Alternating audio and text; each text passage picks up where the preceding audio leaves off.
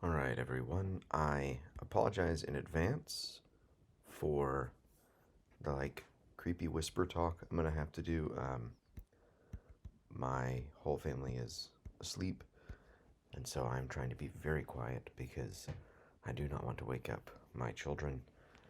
Um, so, yes, apologies for sounding like I'm trying to make a Jeff Bridges ASMR style tape, which, if you haven't listened to Sleeping Tapes by Jeff Bridges, it's actually quite good. Um, if you like interesting sounds and audio. Okay, so we're just going to jump straight in. We're going to do all four of these in a row. I have no idea how long this video will be, but we're just going to go through. Our goal is to move from 2,371 words down to below 1,250. Now, I've taken a look at all of the essays we're going to look at in this video, and in some of them, it's going to be a tough task. Sometimes when you're making cuts and you have a limit like this, you're not only cutting things that don't matter. So we are going to cut things that do matter, right? Our goal is to be extremely efficient and to make it better, but also we are dealing with a hard limit. So anyway, let's go ahead and start here. What we would do with this essay. We've got an extra space here. We're going to delete that one. On our date, we don't need 24th, we just need 24 October 2023, and we have otherwise, I believe, sufficiently anonymized this. So let's scroll down to the bottom. And it could be an issue with my conversion of this document, but a couple of things here. One, this is centered, but you can see it's not actually in the center. So yeah, it was tabbed and then centered. So we want to just properly center that, and then these are not using hanging indentations. So, oops, let's see. There's a specific hanging indentation style we can add to this. I'm used to Google Docs, so where is the paragraph style? Here. It's gonna be somewhere. Apologies. Can I just do this? No. I can't. Can I control tab? I can. Alright, control tab will let me do that. Oops. Oh no, I didn't want to do that. I did not want to follow the link. Or to just tab over. We'll figure out a way to get rid of that in a bit. Control tab.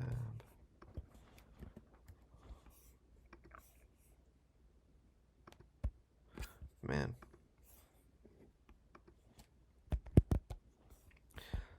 I need to find hanging indent because that's going to drive me nuts. This is not a great way to start the video.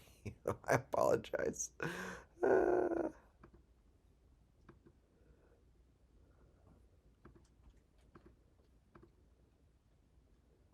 Where are we? I don't want to do drop cap. Ridiculous. I don't know where this is. Alright, we'll come back to it. We'll come back to it.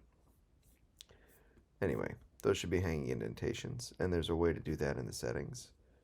And I can't believe I can't find it. Some of you are probably like really frustrated right now because you're staring at the screen like it's right there. But we'll see. Okay, let's actually get down to the a few things here. So we don't need a comma between our author and our page number.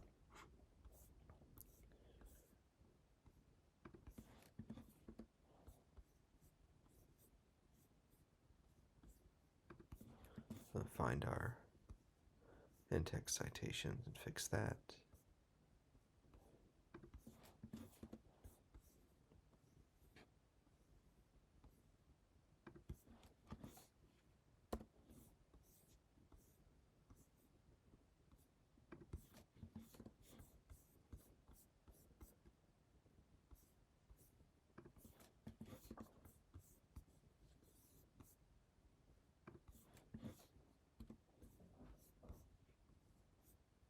Okay, here we are now.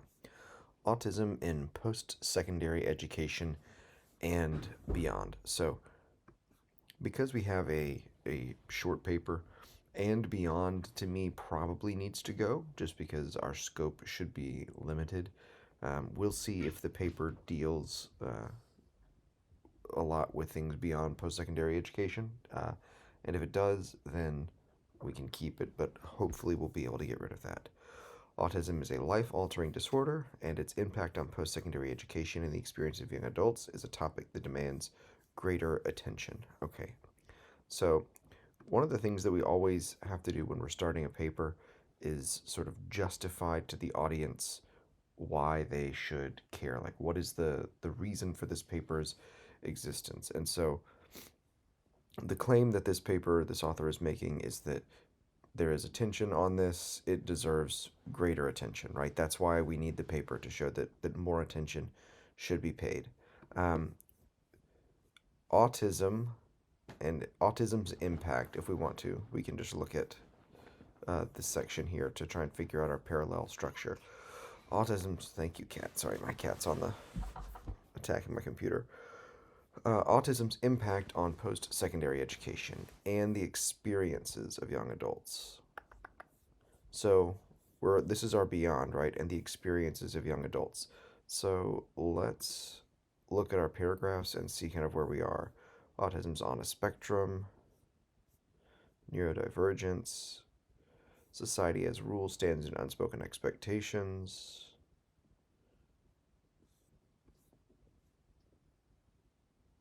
These are social challenges that autistic students encounter. Okay.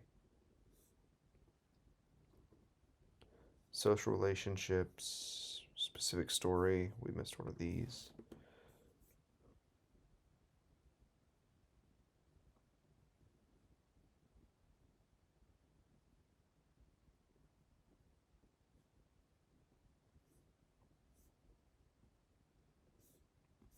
Specific story about that person. It's good. Environmental challenges. This is also about autistic students still.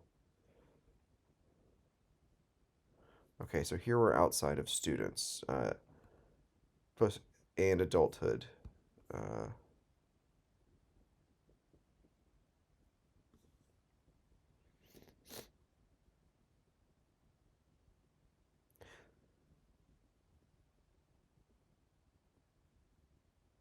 Student.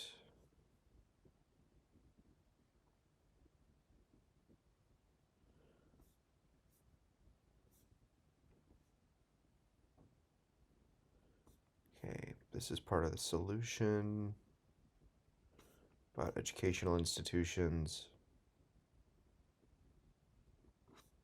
I think we can limit ourselves to students here. Everything's pretty focused on students, so we can limit it to students. So, and specifically post-secondary education.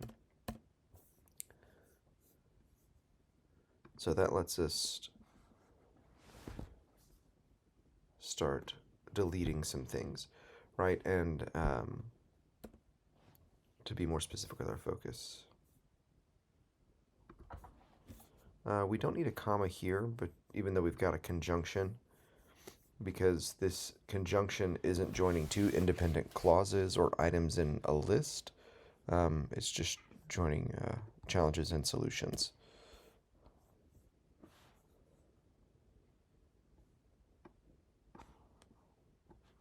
Again, this is making it education specific.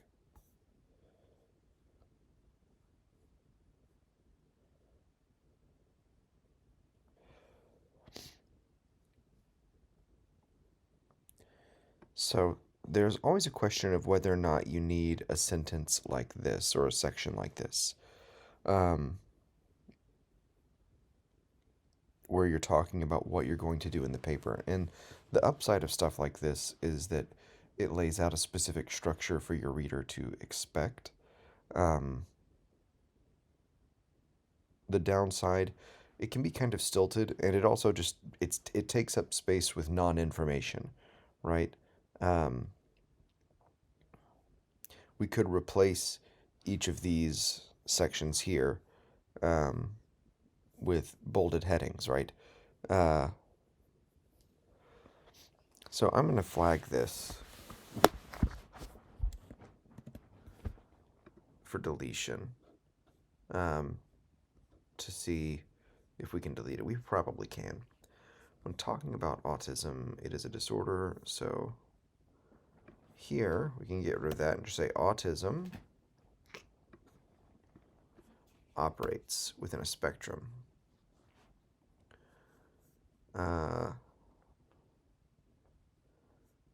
Save a few words there. Experiences.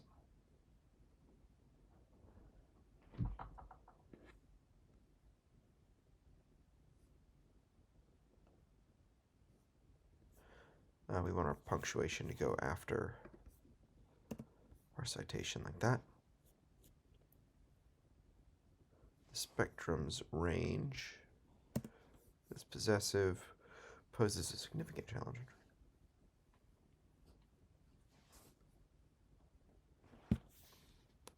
So we are getting rid of and young adulthood. Even though we're including young adulthood, students are at the very least young adults, if not, older adults. So we're getting rid of all of that, and we have repeated range here, so we're getting rid of that as well. Autism is caused by in the brain. So weird rules, but you've got the period goes inside the quotation marks, but outside the parenthetical citation. I know it's annoying that there are these little differences that seemingly come from nowhere. Here we've got the opposite issue, another conjunction, and this time we've got two independent clauses, so we do need a comma separating. Attention society tends to make broad generalizations about how to support people with autism, which can lead to discord and dissatisfaction on both sides of the equation.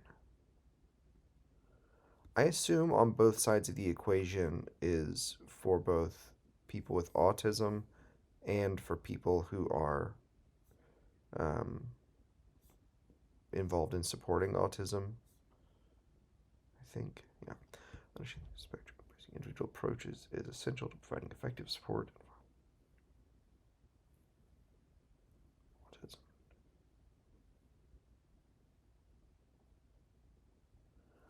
Okay, there's definitely some cleaning up here we can do in this paragraph. So what's the function of this paragraph?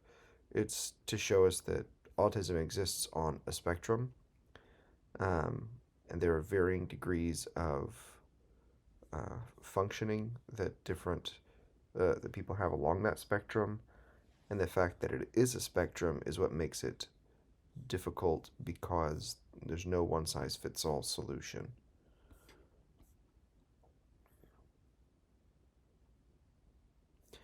We also have this here, and I know we're talking about post-secondary education in the essay, but this doesn't do anything for us in this paragraph because we're not mentioning anything specific to post-secondary education. And there's also the larger context of the paper. We know we're talking about post-secondary education generally, so we can get rid of that. This right here, we also don't really need because we're not discussing the causes of autism or the cause of autism. And we're also not. Are we going to use this word neurodivergent elsewhere in the paper? Let's find out if we need to define this term. I don't think we do.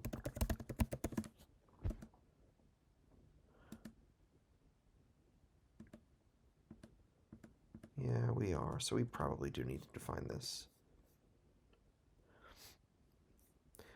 The issue with neurodivergent here is that neurodivergent includes things other than autism. So can be labeled as neurodivergent.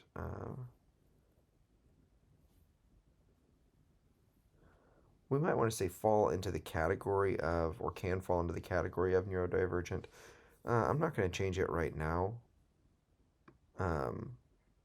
It's just something to be aware of that we might want to change later because I'm 99% sure that neurodivergent covers more than just autism. Sometimes these differences are known, or sometimes they are unknown. Okay.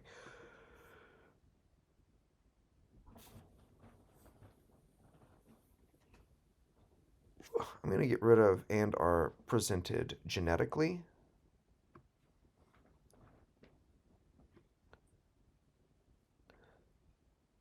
Because I'm not sure what it means. I know that there are differences within genes that you can look at to see, where some of these things come from. But for our purposes in the paragraph, it doesn't really do anything for us. As far as I can tell, the purpose of this sentence is to say we know some of the differences, we don't know others. So we're going to save a few words there. Um, and a few words there. And both some words and space here.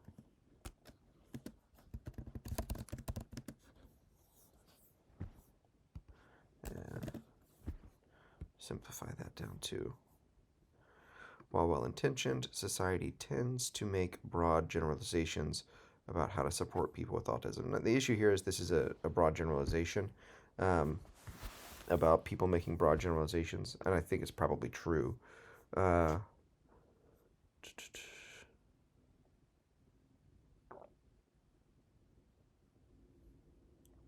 So we can make this a little bit more direct.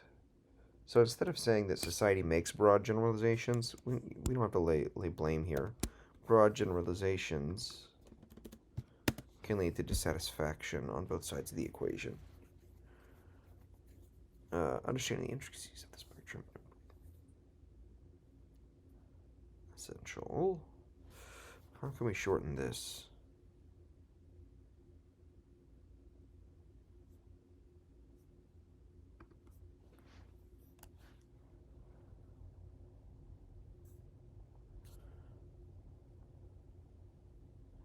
So we might want to say something like the nature of the spectrum or the intricacies of the spectrum necessitates an individualized approach. That would save us a few words. So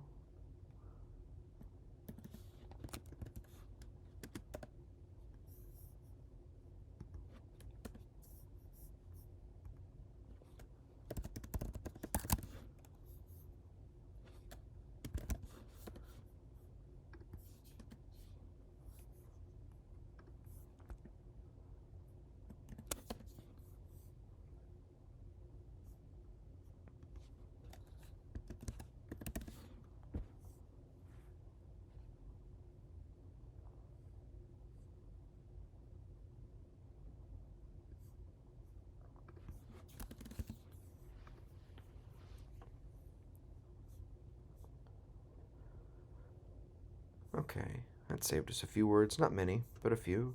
To dive deeper into the social challenges faced by individuals on the autism spectrum, it is essential to explore the unique dynamics of social interactions and social expectations. Societal expectations, I should say. I don't think we need that at all.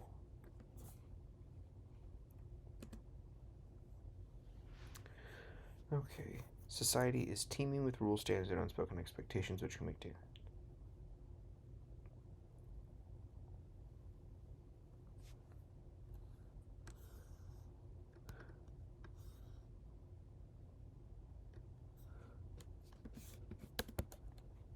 Unspoken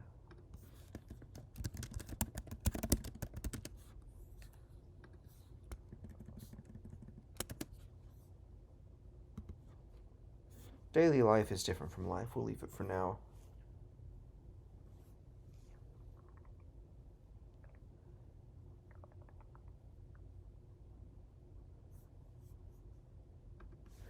So we are already talking about, we basically are using social norms here as in a positive for these things, right? So navigating social norms is tough for everybody, but for people with autism, the pressures are compounded.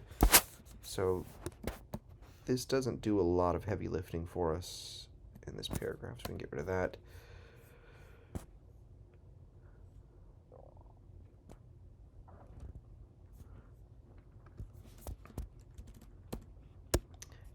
individuals with autism often. And save some words there. Encounter situations where the unspoken rules of social engagement can be perplexing and overwhelming.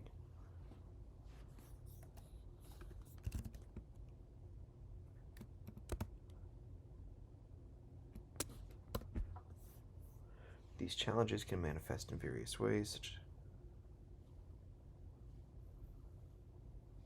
maintaining eye contact, interpreting nonverbal cues, and managing sensory issues. It's a good sentence. In response to these challenges, developing practices and habits, as well as being properly accommodated by society, becomes crucial. This is something happening. We see this happening in a couple of these sentences. So I just want to talk about this generally and how to respond or how to address this in response to these challenges.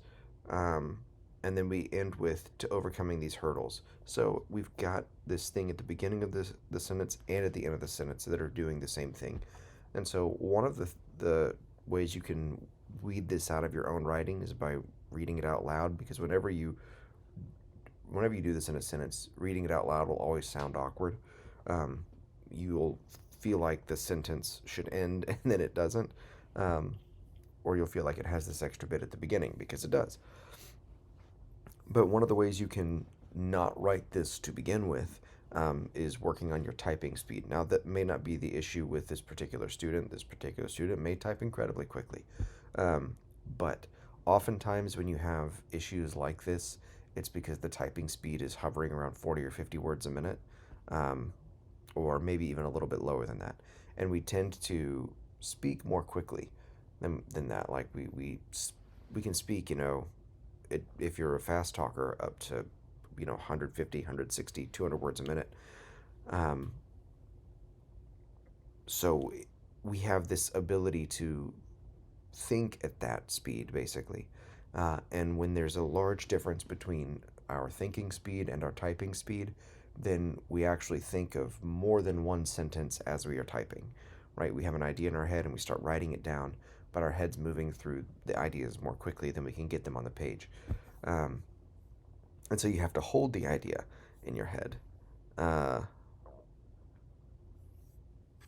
that leads you to sentences like this. Okay, so the sentence again. In response to these challenges, developing practices and habits will be properly accommodated by society becomes crucial to overcome these hurdles. These nominalizations, basically. Instead of saying develop practice, we're saying developing practices, right? So we want to turn these back into verbs. So I like to overcome these hurdles. So we're going to take that. We're going to move it to the beginning and capitalize our T.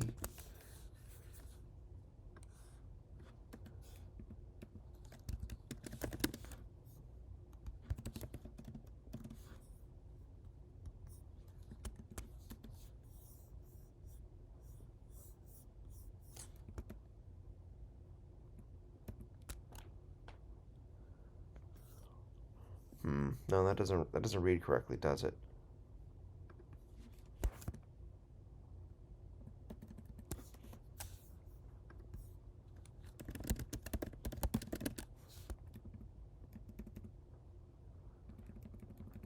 That's not even a real word. Hey, cat, stop attacking that. It is crucial to develop practices and habits, as well as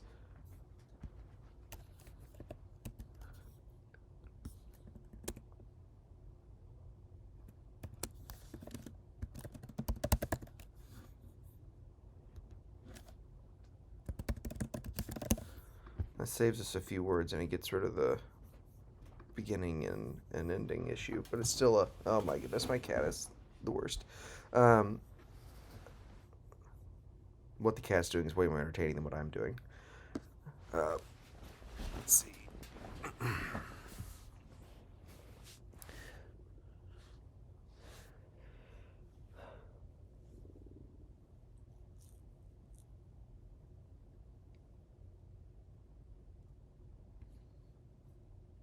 I'm going to mark this section to come back to.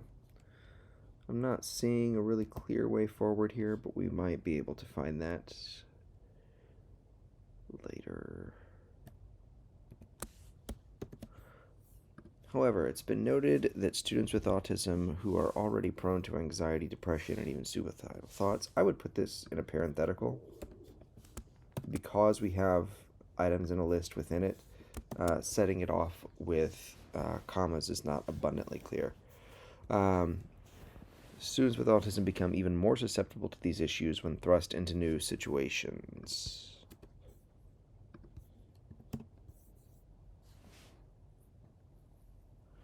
So, unspoken rules can be perplexing and overwhelming. These challenges manifest in various ways, such as difficulties with maintaining eye contact, interpreting nonverbal cues, and managing sensory issues.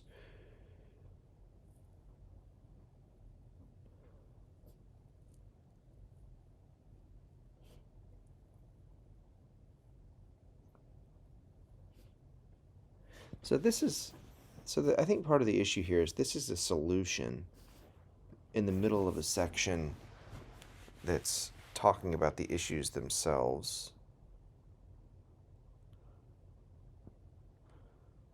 So we're just looking at social challenges here. I'm not sure this belongs at all.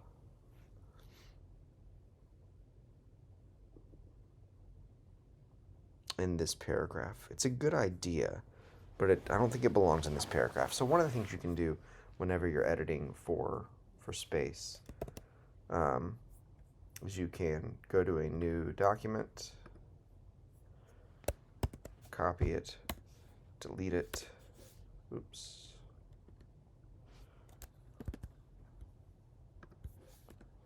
And then drop it right here. Actually, what I want to do, so I know where it goes, is copy this whole paragraph section.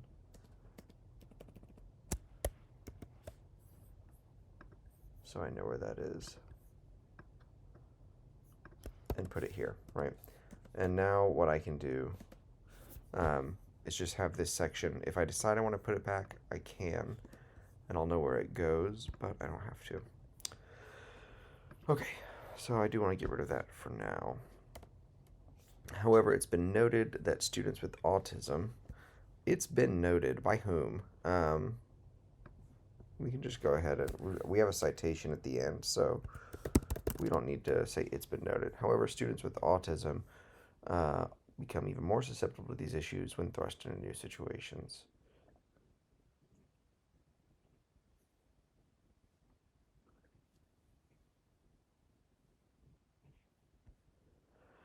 Okay, these observations underscore the urgent need for increased attention and care when guiding autistic students through the education pipeline. Good. Transitioning into college introduces a whole new world where all previous expectations and arrangements often go out the window, not just for neurodivergent students. Students may find themselves without teachers.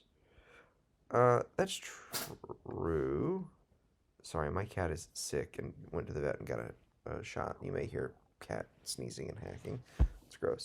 Um, that's true, but they're not the topic of the paper. Uh,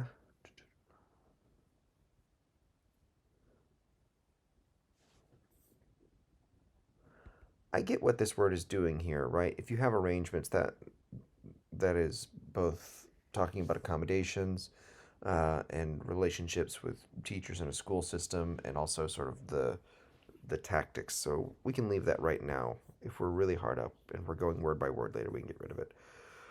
Autistic students may find themselves without teachers who are adequately equipped and willing to meet their needs, and possibly receiving limited accommodations such as only text extensions.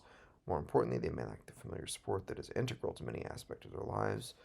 The multitude of challenges combined with the daily necessities and needs of these students can be disoriented. It's a pretty clear section right there. That's good. Having highlighted the formidable social challenges that this section we don't need here.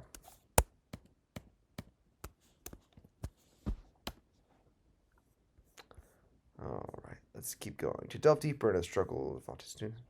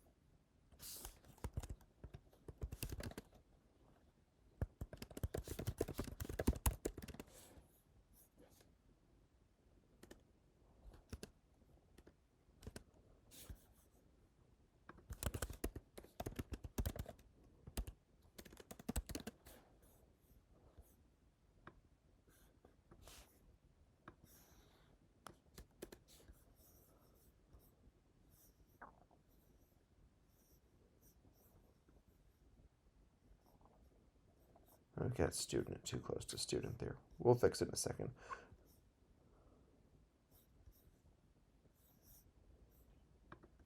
So Alexa.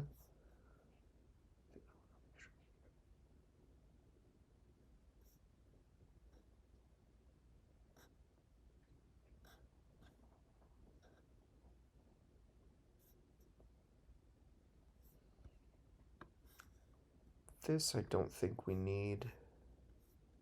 We already know that we're talking about his post-secondary journey, so we can get rid of that.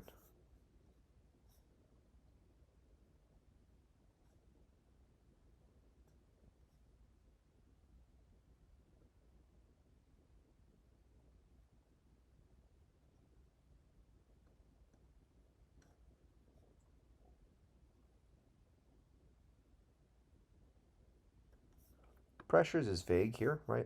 Amid their inner battle, students like Barrett are forced to conform to the rigid demands of academic life, including deadlines, pressures, and the harsh realities of higher education. I think that we're actually better served by not including the list here. Um, when we think of the rigid demands of academic life, the deadlines are obviously a part of it. Um, and I think that most people would think of those deadlines as being a part of it. But when we talk about pressures and harsh realities, those things are going to be different for everyone, including for people who are, for different people who are neurodivergent. So I think we actually are better served by not making a list there and just using the rigid demands of academic life. Um, we could even say to conform to rigid academic demands. Well, no, because academic life is more than just the academic side of it. Okay.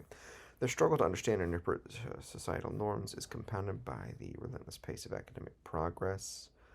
Uh, let's do academics here.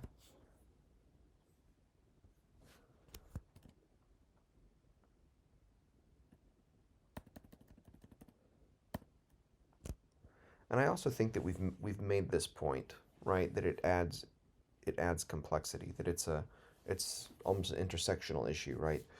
Um, so in light of the significant challenge faced by students,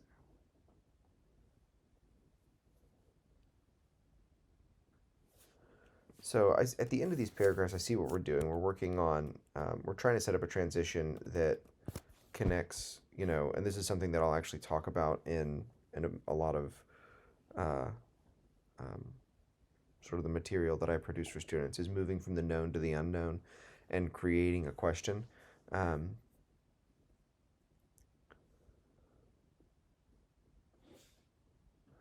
that said, I think that I don't think that we need this here.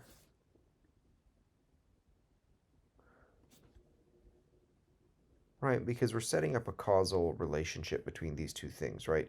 Because of these challenges, we need to look at the environmental factors. Um, and I'm not sure that those challenges are, well,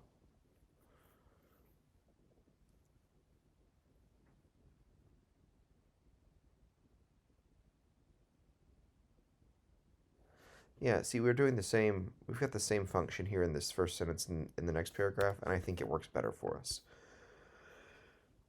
Exploring the environmental challenges encountered by students in post-secondary education reveals the critical role that sensory sensitivities and environmental accommodations play.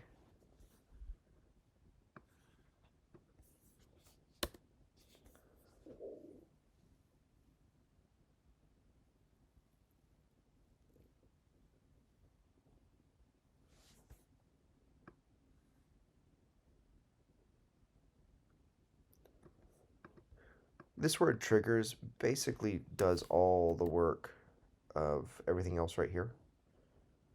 Um, you're very susceptible to certain triggers if you have autism, and that's basically what the rest of this is saying. Another fact is that with most.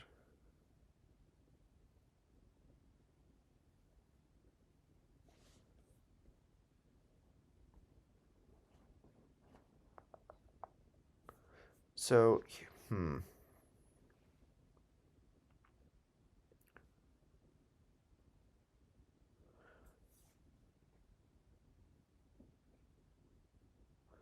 it's important, I think, to include the idea that there are certain triggers that can make coping in your environment difficult. Uh, but the rest of this is about routine.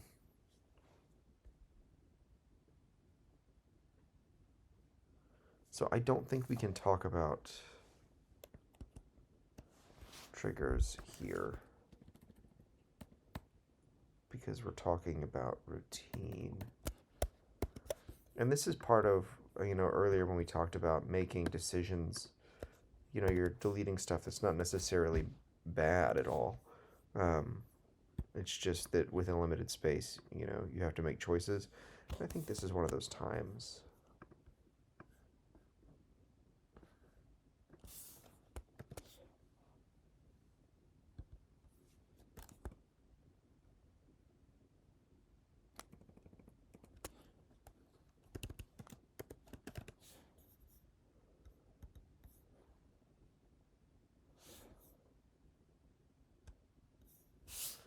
Let's go back here.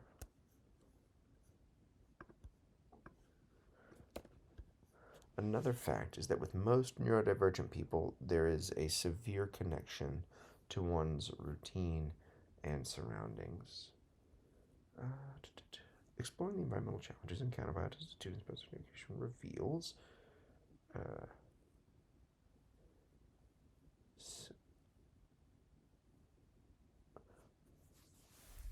I might want to start with sensory sensitivities and environmental accommodations. Actually, we've removed the sensory sensitivities, haven't we?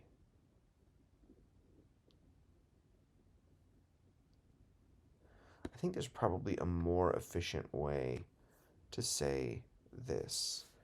Um, by saying something like,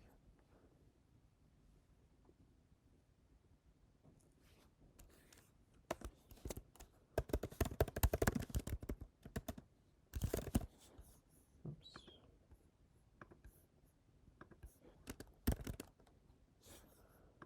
it's late, I'm not spelling well.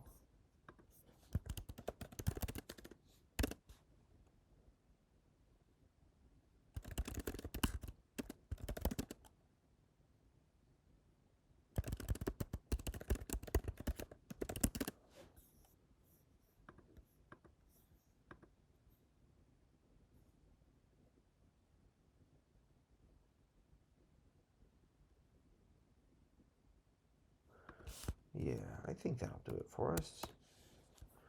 Environmental accommodations can ameliorate some of these social and academic difficulties. Self. Why are you saying this is misspelled, computer? It's not. May present itself.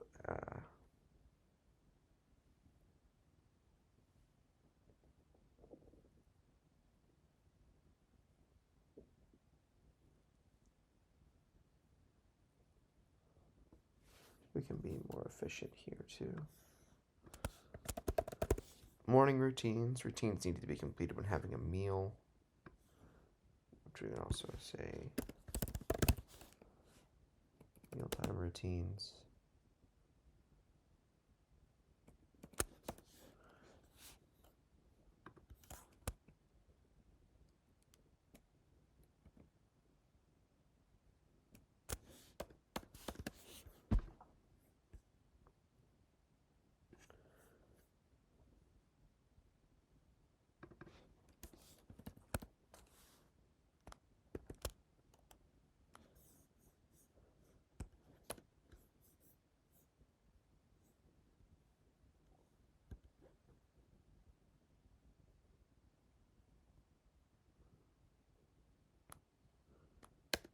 I don't know why, but this is reading in my head now, like the beginning of a Twilight Zone. Consider the Rod Serling. It's before my time. Y'all probably have no idea what I'm talking about. Uh, I definitely should. Uh,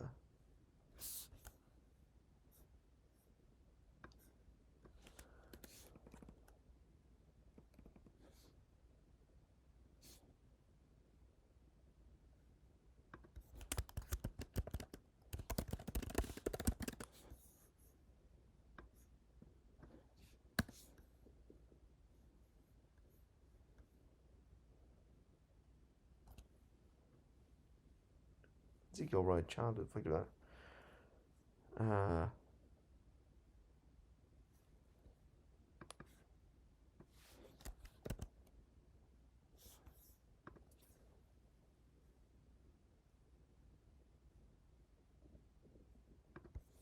there we go.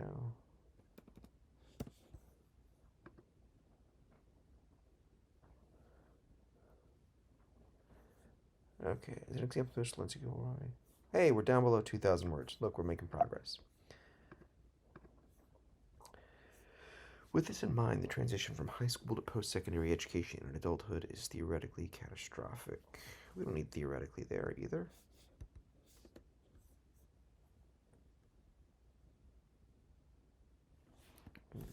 Can be.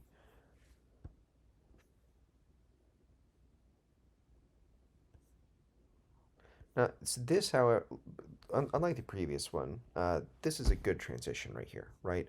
With this in mind,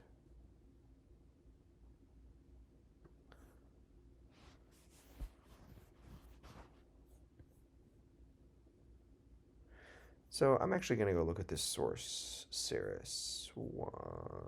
Where are you, Saris?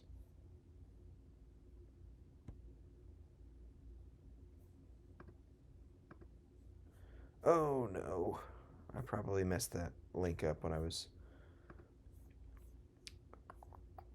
Okay, so I'm gonna make a few educated guesses here. First educated guess is that the reason we have one so frequently. Uh, oh, I'm back on this page.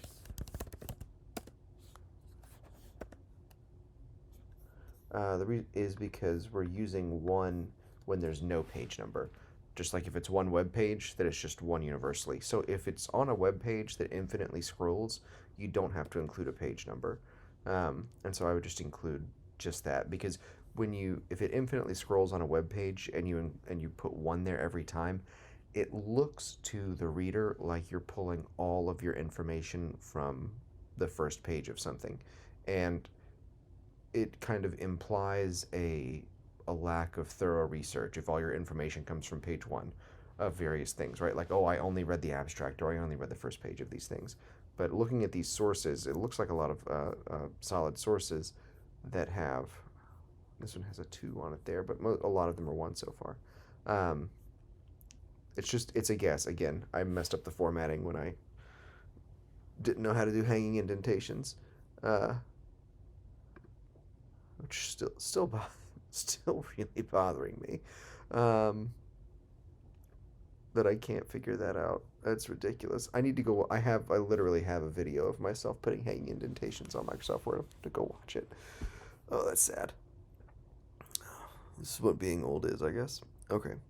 Um, these notes on Lindsay portray the severity of how minor changes in one's surroundings and environments can feel like the world is crashing down for autistic people.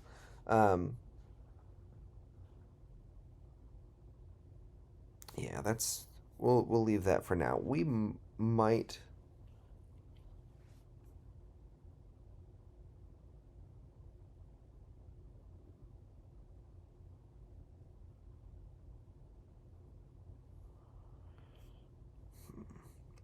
Okay, so right here we've run into a problem with this paragraph, and this is something we're looking at the semantic value of all the words. What are we saying? What expectations are we creating?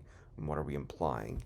Um, so we're saying that environmental accommodations can make the difficulties we talked about previously more manageable, and that routines are these methodical routines are affirming. But our example of that is someone whose routine, it's kind of a counterexample, isn't it? Right? Um, it's an example of the importance of it. It's not an example of them being methodical and affirming, though.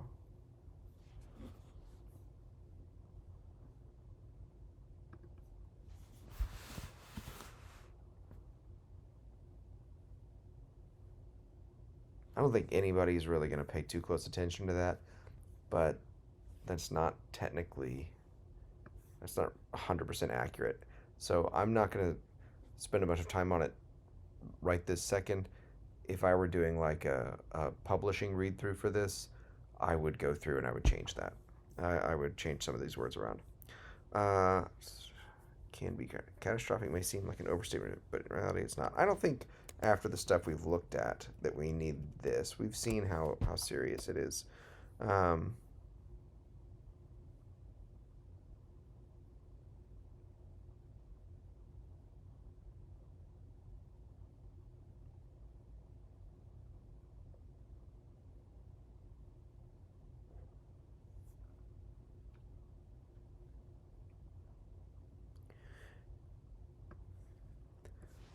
so this is one of those things that I would probably cut, um, because all of the information in here is essentially the stuff that we've spent the last couple of pages talking about. It's just reiterating that, right? Um, and so I would cut all of that probably.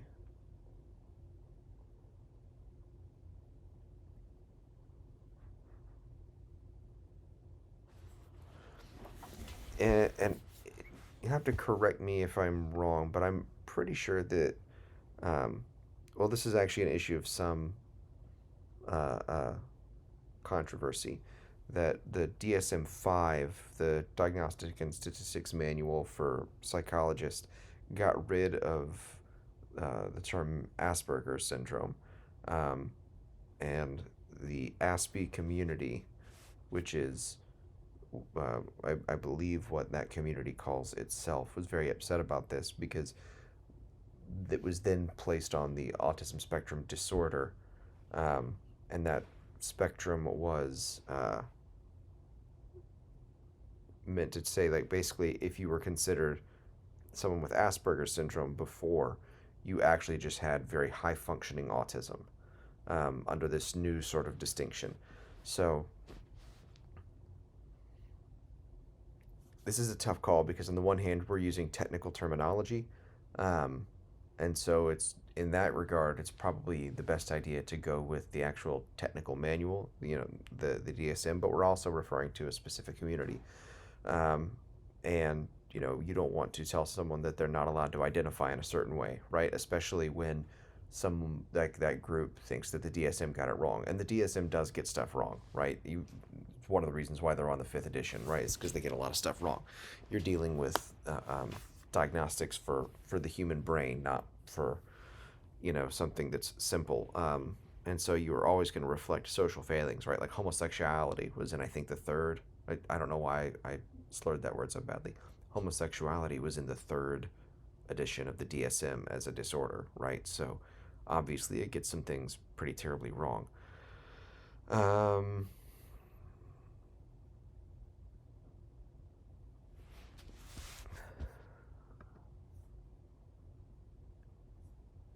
where's this source? Archie.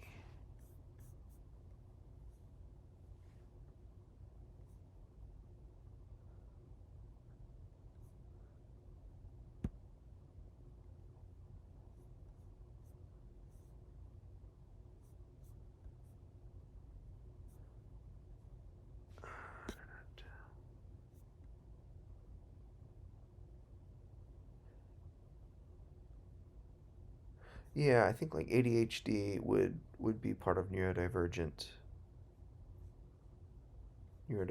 as well.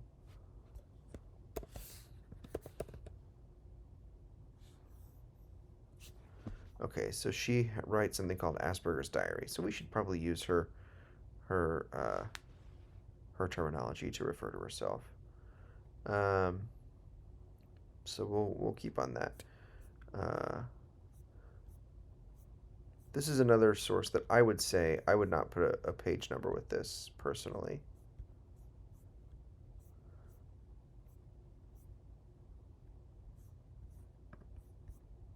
Yeah, especially because this page expands and contracts, so this doesn't necessarily. I'm sorry for the speed scrolling there. Just kind of jumping around. So let's go back to, Yeah, I don't see page numbers on the website. So we'll that. Okay, we don't need the information that she writes for psychology today.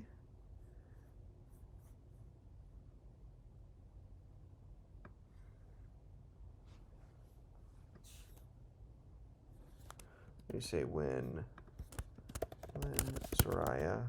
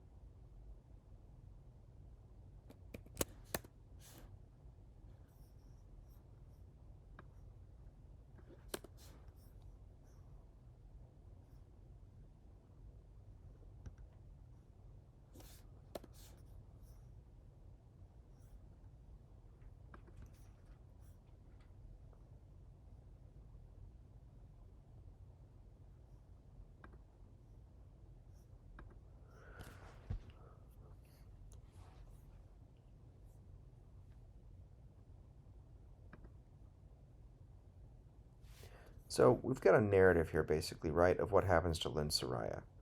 Um, was it Edwards syndrome? And we're kind of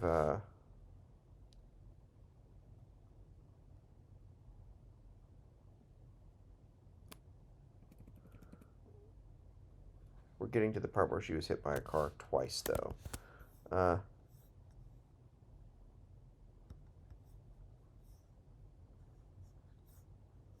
Lynn Soraya. Okay.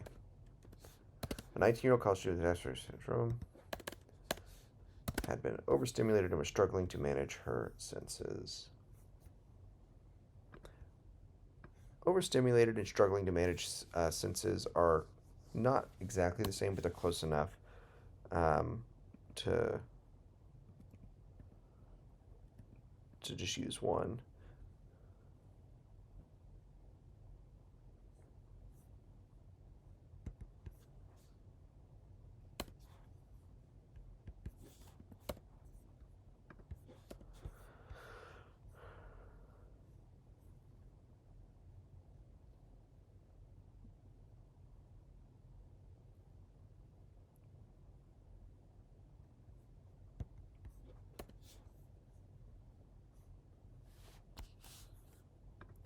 So I have I think I've actually linked it before, a podcast episode, a lecture about getting rid of prepositional phrases. Um, these are the types of things you can get rid of, right? Uh, we know that the habits and the proper system are for helping with environment because we've talked about it, so we can just get rid of that.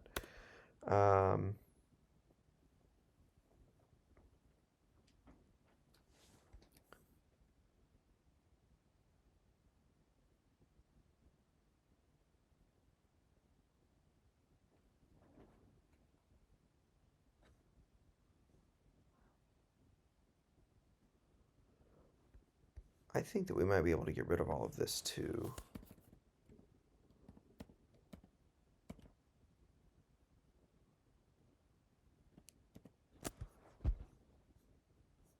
Right, because the purpose to me, what I'm understanding the purpose of this story to be anyway, um, is about the severity of being overstimulated and not having coping mechanisms or an environment that can, a supportive environment, right? Um, that's a pretty serious thing, right? So this is just saying we need those things that we've already talked about, and then we get here. Lynn's experience serve as a compelling illustration.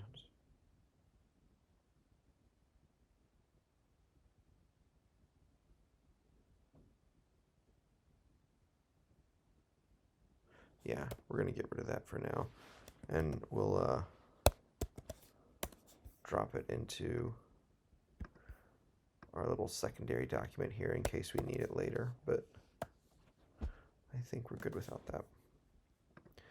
Okay, now we are down to 1774. We're getting there. Experience surface compelling illustration.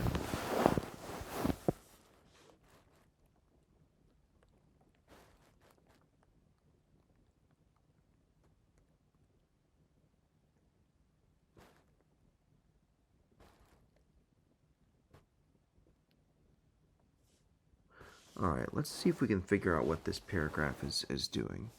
Lynn's experience serves as a compelling illustration. Agreed. Underscoring the numerous and formidable challenges that individuals on the autism spectrum must grapple with as they navigate the intricate landscape of adulthood. Does it underscore all of those challenges?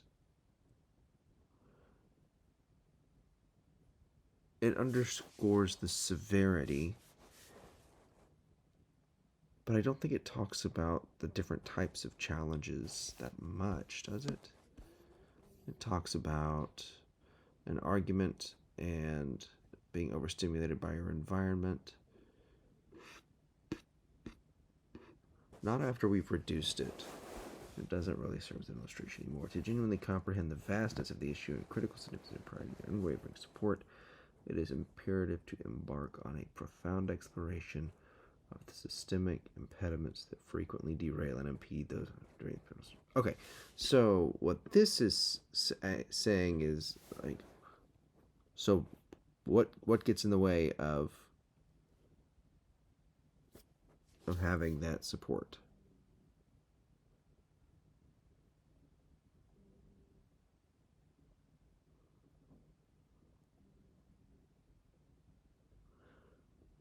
Okay, so to me, the whole function of this paragraph is Lynn's experience shows the support is imperative, but that support vanishes in post-secondary education.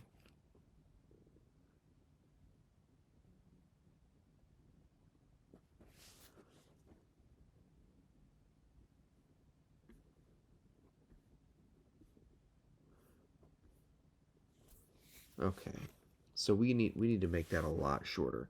And before we know exactly how we need to make it shorter,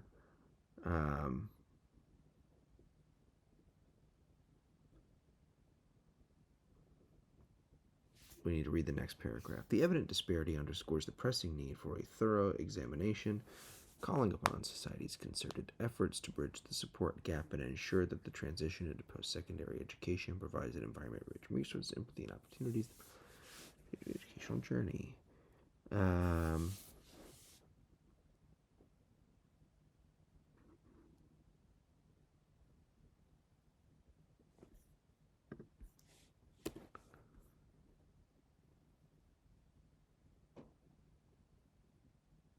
Okay, so Individuals with Disabilities Education Act idea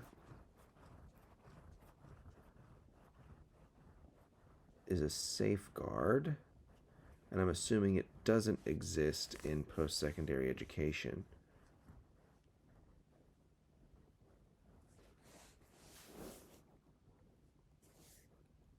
Extend the principles idea. Yeah, that's a really good claim that the support in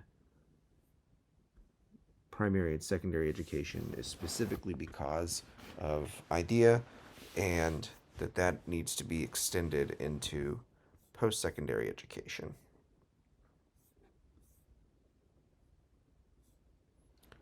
So how are we going to say that in a shorter way?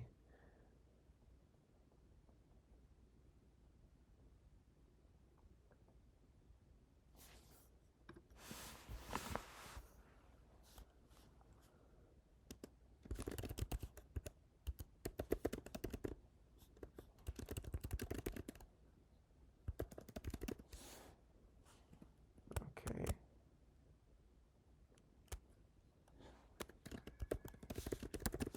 All right, well, I'm going to have to pause really quickly. Wait, one of my kids is crying. Which kid is it?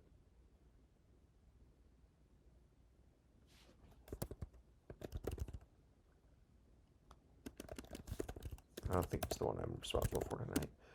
Support that vanishes in post-secondary education. Uh,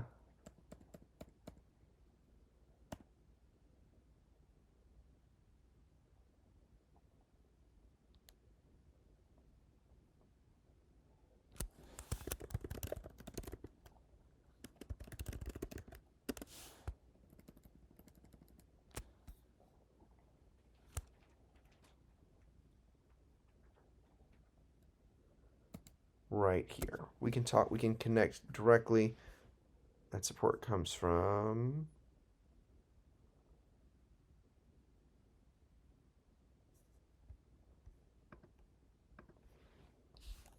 Wait. The need. Sorry, we're cooking here just for the need for that support.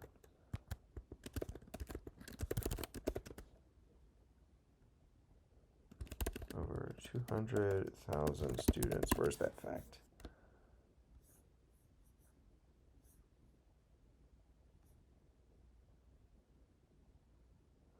Imminent.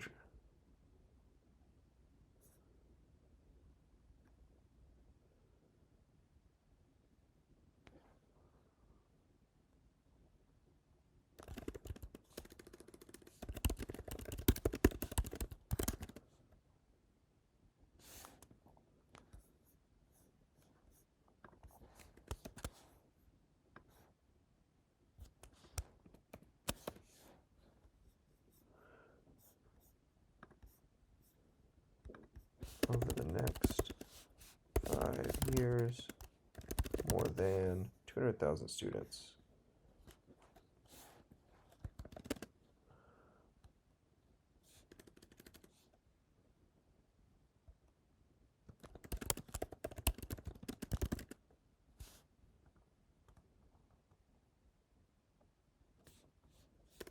Okay. Lynn's experience serves as a compelling illustration of the severity of the need for support that vanishes in post-secondary education. Over the next 5 years, more than 200,000 students like Lynn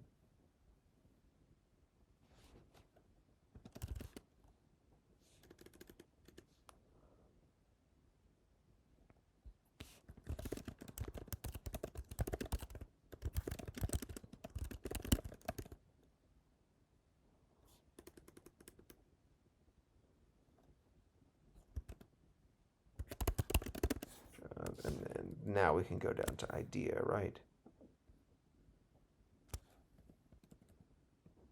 I like the phrase age out of.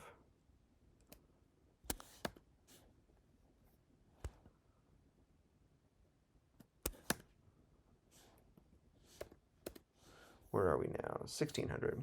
Over the next 5 years, more than 200,000 students like Lynn will move to post secondary education and age out of the service provided by the individual.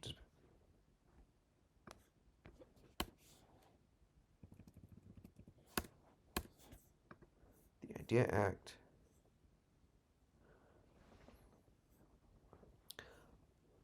serves as a vital safeguard for students with disabilities, guaranteeing their right to free and appropriate education.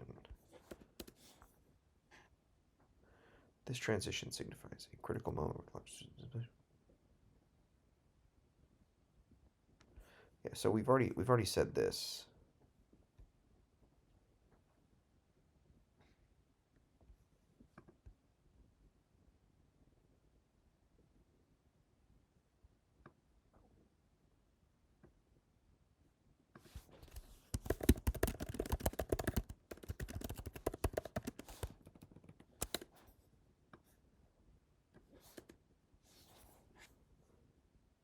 (1574). Again, getting there. As students on the autism spectrum embark on the path to post-secondary education, unforgiving environments, lacking the tailored support. Okay, we're running into some redundancy here, right?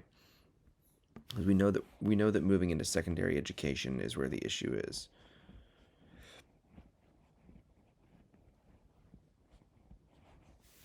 I think we can just move straight to. It is imperative that policymakers, educational institutions, and communities collaborate to create supportive environments that extend the principles of IDEA in adulthood. I think it's a great idea. I would say that I'm curious about why the push isn't to just actually extend IDEA itself rather than just the principles. Um, and I know the answer is because of our very messed up education system in the United States, where we treat an actual complete education as something that's sort of pay to win after a certain point. Um, but I'm curious about why that isn't part of the claim.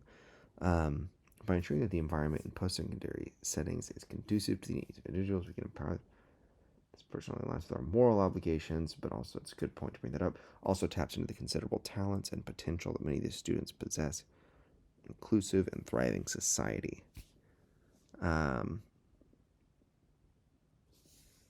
Now we are going into the beyond, right? Workplace environment.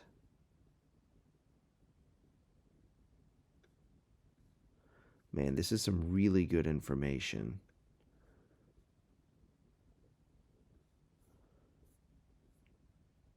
And I think it's for another paper. So if we look at what we've got so far, right? We've got, look at how autism works in, oh, let's go back to this really quickly.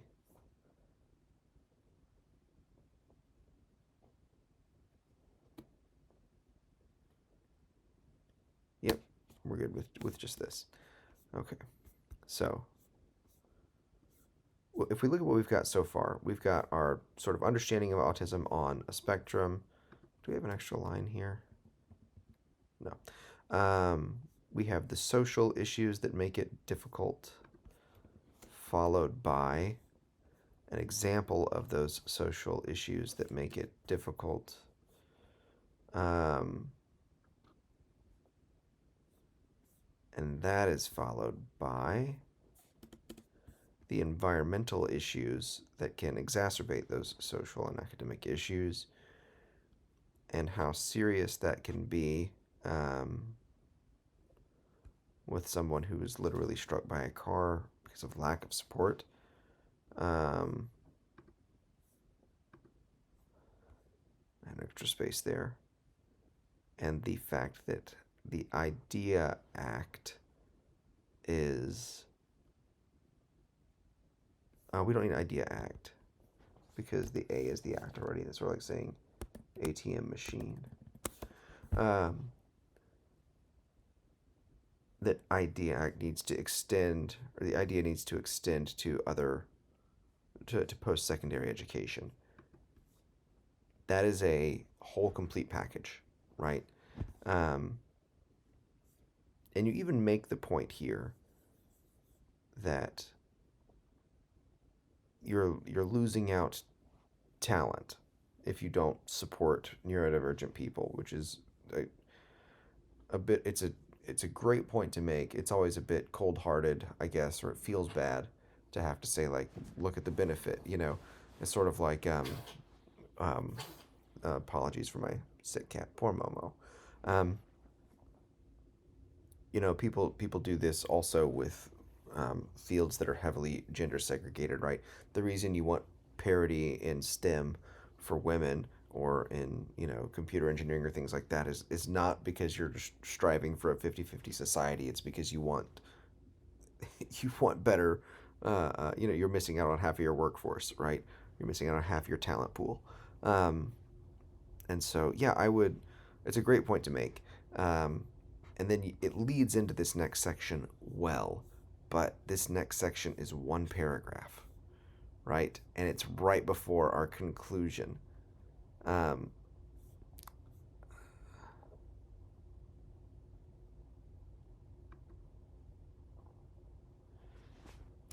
it also steps outside of idea, because idea is about education, and the whole thing is mostly about education. I would cut this, and it's great. It's got great information. It's got super important information. It's just outside the scope of this paper. And so I would definitely save it, and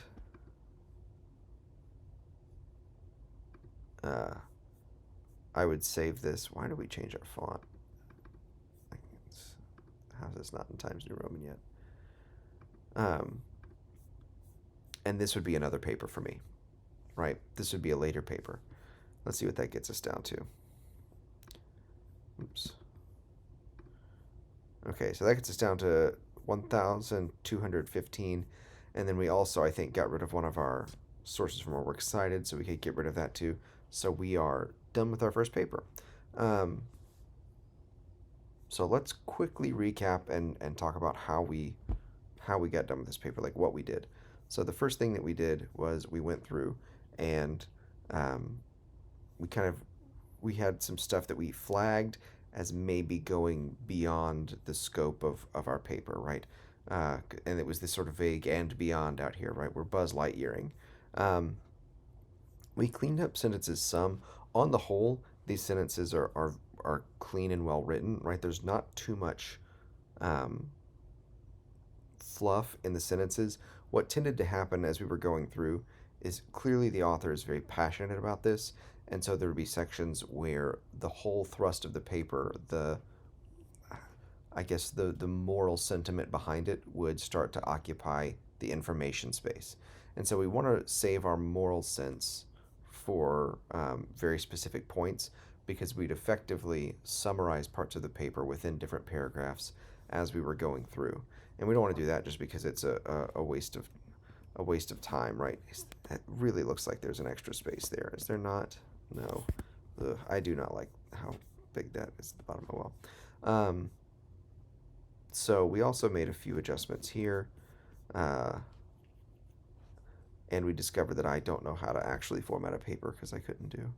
And then we got to at the very end, because we'd been narrowing our focus throughout, we got to something that only had one paragraph dedicated to it. And even though it was a great paragraph with great information, it didn't fit with the rest of our paper. And so our conclusion has a lot of the language that we deleted elsewhere as being too summative, but this is the appropriate spot for it. It works well here, and now it's in its rightful spot as a conclusion because of all the things we've said. Now we have this stuff here in the conclusion that works really well, and it's got a narrower, tighter focus just on education and extending the ideals of idea. Um, okay. So, anything else we want to say about this one? Probably not. Let's go to number 2. Okay. This one on whitewashing. So, a couple of notes about this one before we get into it.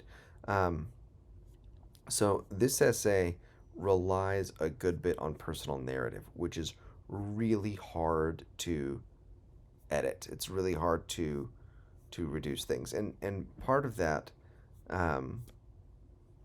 is because uh, personal narrative reads so fundamentally differently from pure research to academic writing, and there are some people who will tell you that personal narrative doesn't belong in academic writing, and that's wrong because you can't treat academic writing like a monolith. It's lots of different things.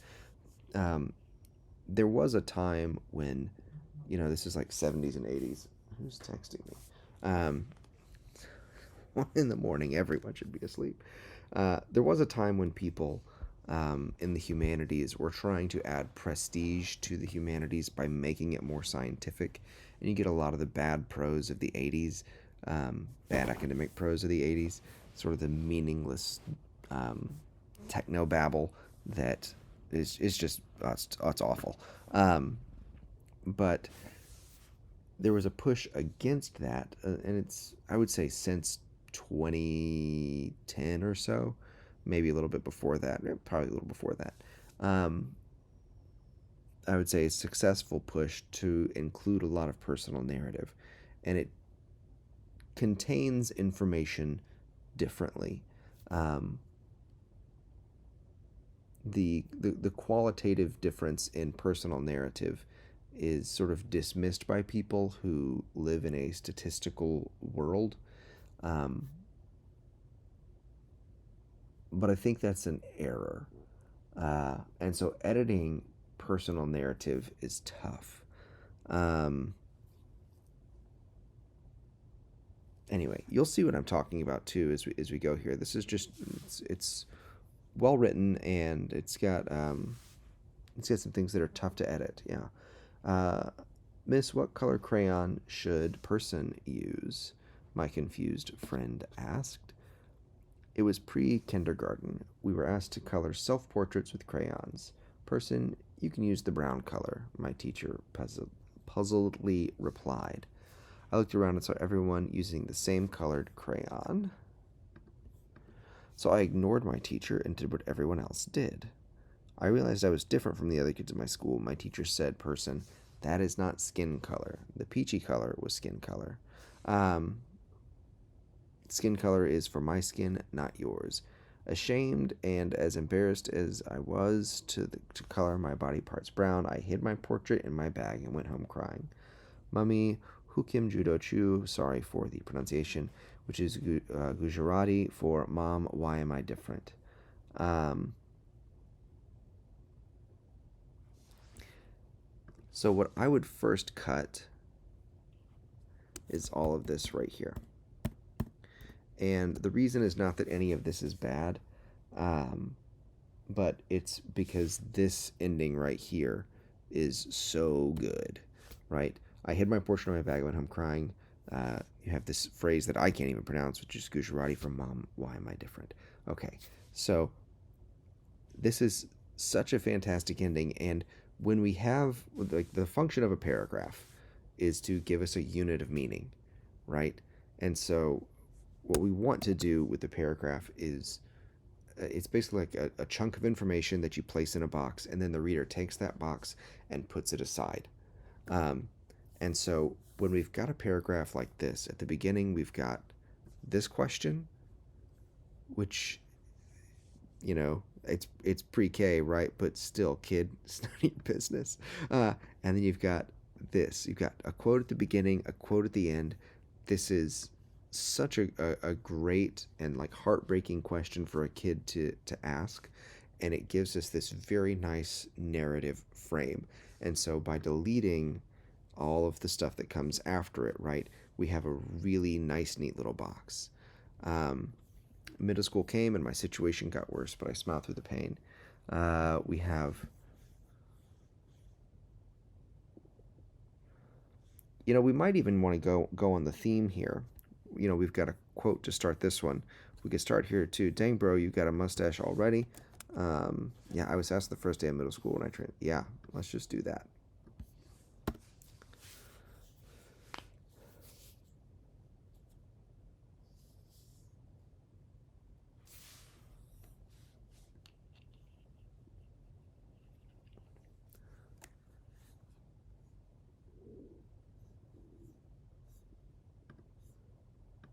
I am not familiar with this phrase. Um, I mean, I'm familiar with the idea. Uh, the phrase I'm familiar with there is an eye for an eye. Um,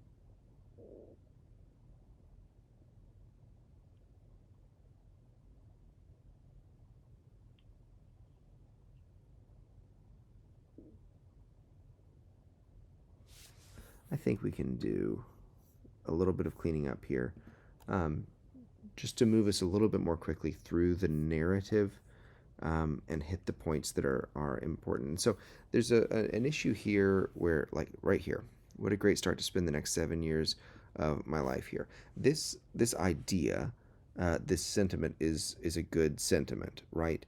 Um, but the temptation to sort of reveal what you're thinking as you're writing something, um, can take away from the reader's ability to feel that same thing, if that makes sense. So, as an example, my wife is an attorney, and when you're cross examining someone, there's a rule that she has and she's not just her, it's other people as well. But you never ask the last question, right? You want to lead the jury all the way up to a certain point, um, but the jury needs to ask the last question. So if it's a question of guilt or innocence on like a murder charge, right? You would never ask the person, "Did you murder so and so?" Because what are they going to say? No, I didn't, right? um, you want to present evidence that they have to, that you can prove, you know, um, and ask them all these questions that make it look like, yes, they murdered them, and then stop and have the jury or the audience, whoever it may be, complete that last step. When someone takes the last step themselves, or when someone has that sort of dreaded feeling, in this case, of what you're going to be like to live this way for a while in middle school themselves, it's stronger than if you tell them exactly. So we're going to delete this. Um, and I'm pretty sure that the fact that it's a private school is not going, well, it's part of how we talk about whitewashing of dressing preppy. Um, so that private school is relevant. We'll leave it for now. We can get rid of this though.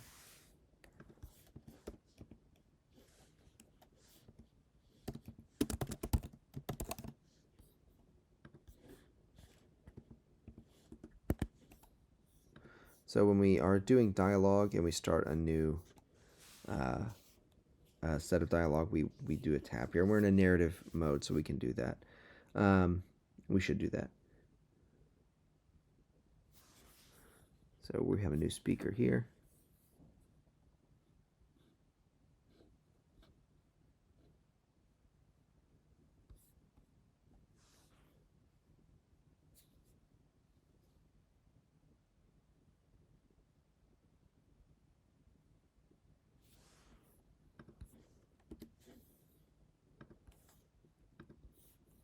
So we would probably want to say these instead of this, because we have at least two events that we've talked about already. These were mistakes like that are only going to grow more frequent. As I'm going here. Okay, so these were first of many events. We're still recording, right? Good. I stopped reading the lamps. Totally. Okay, are we? Is first of all, is this pronounced holy? I think so. Is Holi the Hindu festival of colors? And okay. So yes, we have three different things here. Um, no, two things. Holi, the Hindu festival of colors, and Diwali, the Hindu festival of lights. Okay.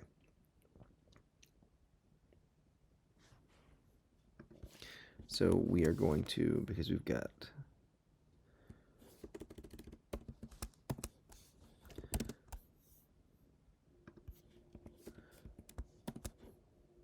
that's going to make that a little bit clearer for your poor old white teacher. And wished I could swap skins with the bully. That's such a sad sentiment. Right? Specifically because it's a bully, right, and not something that's enviable. I called I called it mimicking the whitewashing, using slang words such as bro, put a comma within, bright, buying preppy clothing, and changing my personality. Um,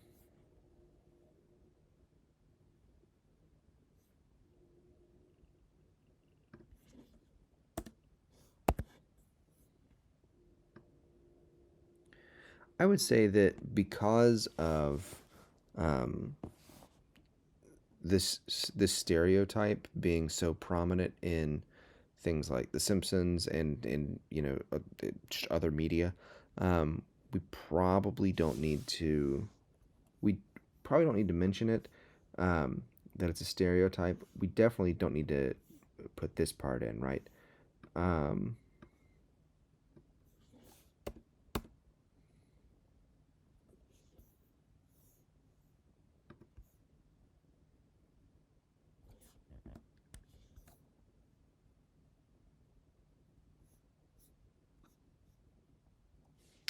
okay, there we go.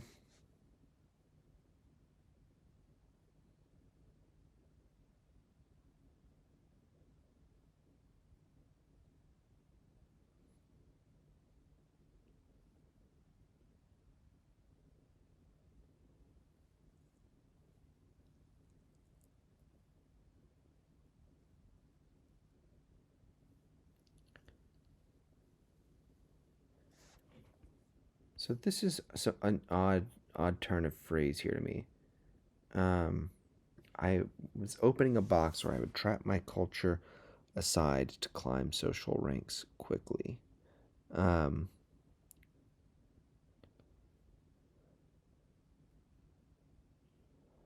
I think we can just be more direct here.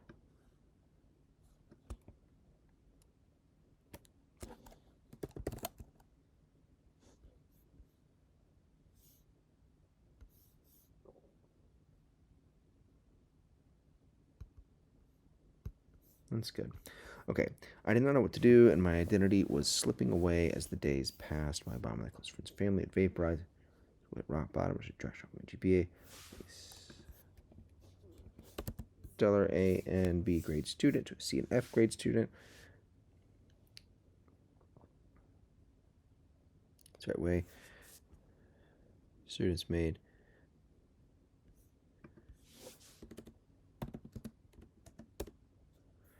my own racial and cultural identity.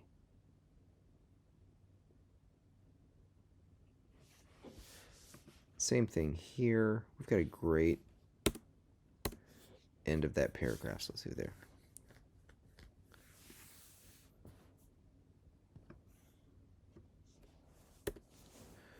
Same thing. We've just got this sort of narrative theme of starting with the like racist quote that you would hear.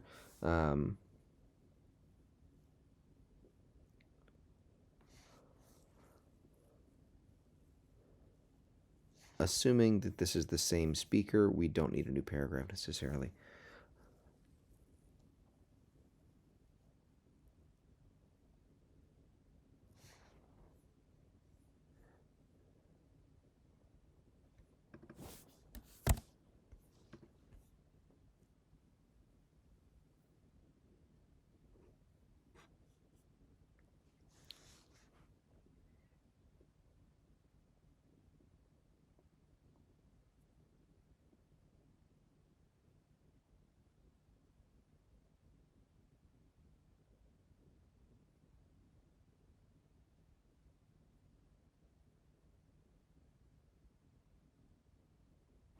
There's actually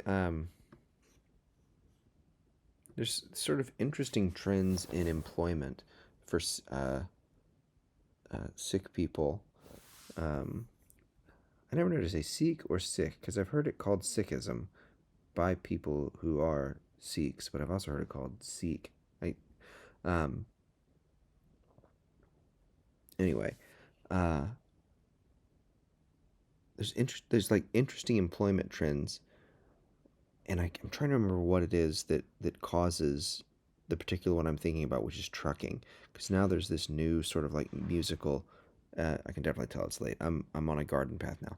There's this new sort of musical genre of like Indian and country music crossover, um, from people who are working in this previously sort of country music dominated job, but bringing with them all these Indian influences.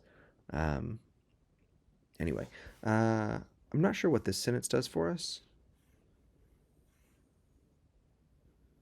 Um,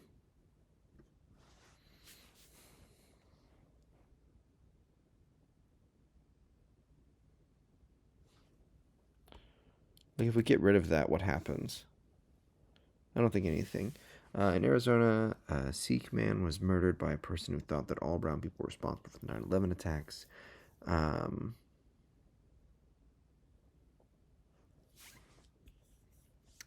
we don't need to mention the article directly because we're going to cite it. And when we are quoting within a quote, um, we use a single quotation mark, and then we have to close the other quote as well.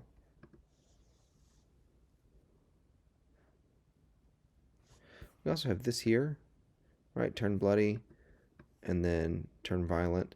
Um, and so we don't need this here. And the other reason I'm going to get rid of this is, and this is just my sort of like teacherly comment, you're in the real world right now, right? If you're a student, that's part of the real world.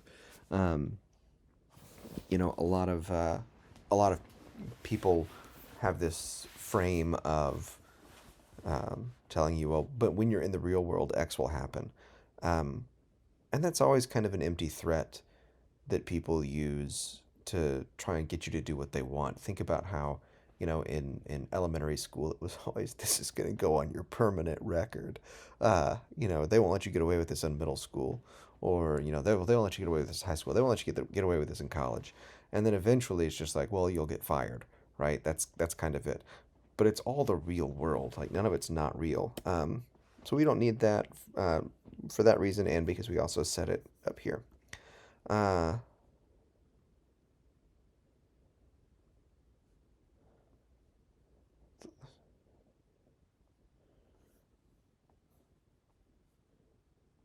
uh, dear friend, her experience was mild compared to mine, but that shouldn't be ignored. Um, yeah, we don't need to. It is definitely mild comparatively. Um, Having read this section before, this is comparatively mild, but including it and talking about how it's hurtful means we don't really need to include that. Um, we don't need this either. Should I do it?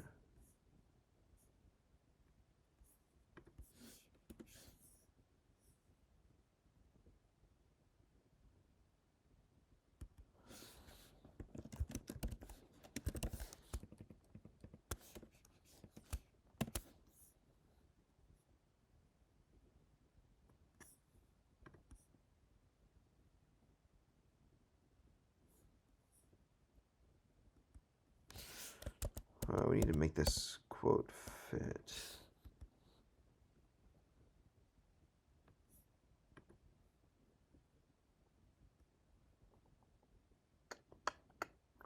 Because this makes it sound like she's responding to that student, but she's not. She's responding to you in the interview. Uh, so we'll say,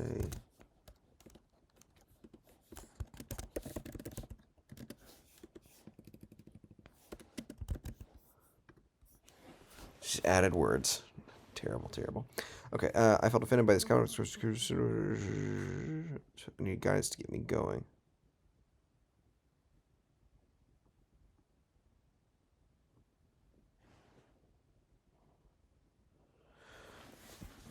Okay, so we do have a bit of a problem here.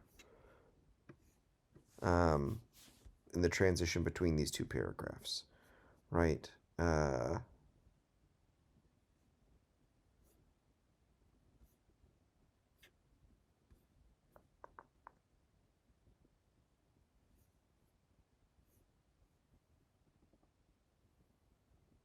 So what I would do, because we're talking about two different interviews, and um, that the author of this paper did, and they have different focus, but because they're interviews, we're grouping them together, and that makes sense. So what we want to do is we want to set up structurally up here how we're going to have those two interviews. So the violent acts in Arizona are an extreme version of racism, but racism is not always violent. Uh, it can be subtle in everyday life, impacting people in various ways. Seen in two interviews with my dear friends blank and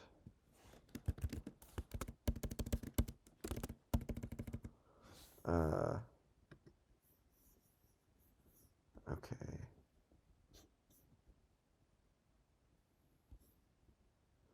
And then we can get rid of this because this idea is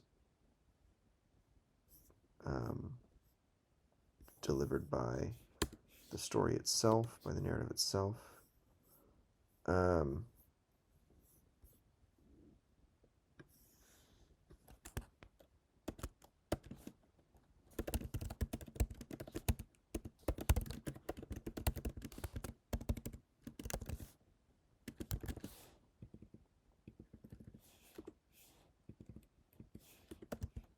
so whenever you are altering a quote, like I'm couching this quote within this other uh, sentence, you can change a letter or a word by placing it in brackets.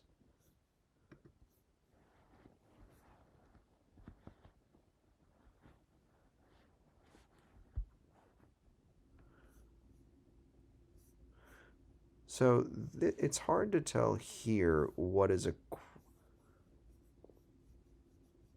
if this is part of a conversation. Like this is within quotes. Is is this coming from the author or is this coming from the interviewee? I'm not sure. Excuse me while I'm not gonna, I have to sneeze, but it's not gonna happen. Oh well.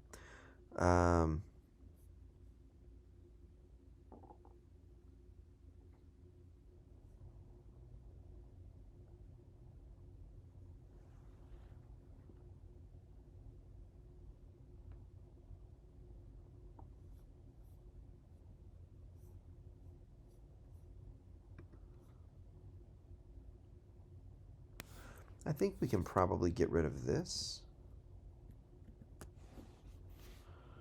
Right, and we're talking about how these videos are bad, so we don't have to.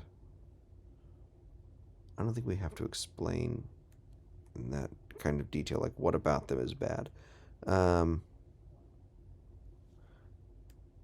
I think this is necessary though.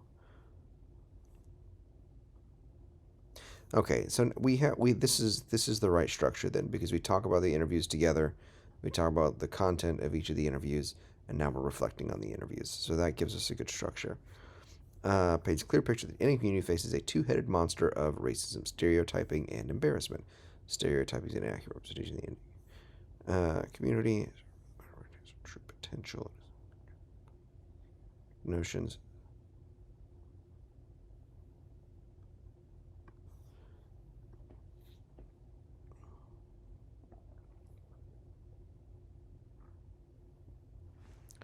I don't think we need that. And I also don't think we need, because that is said down here. Stereotypes on our ability to soar in the community and branch out into different fields. Yes, true, right? Um,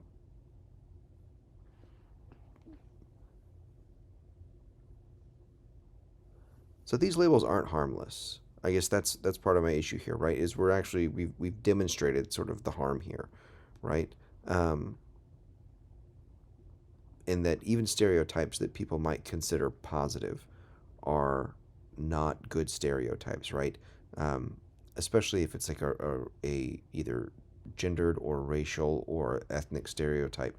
These types of things that limit and place expectations, right? That those are difficult to live under, and we would rather live as individuals. So I don't want to include that because it doesn't really do anything for us to say what Indians are stereotyped as, and they're also not harmless.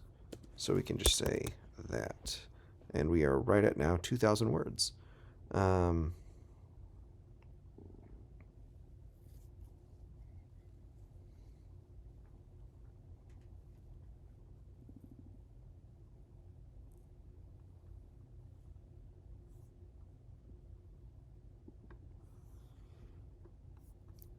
so, about embarrassment. Uh, I think what I would like to do for embarrassment is, again, this is a very narrative heavy essay, is allow the narrative to contain that meaning, right? I think the narrative shows that embarrassment is why you whitewashed yourself um, sufficiently already, and we can just rely on the narrative to take the reins here too, right?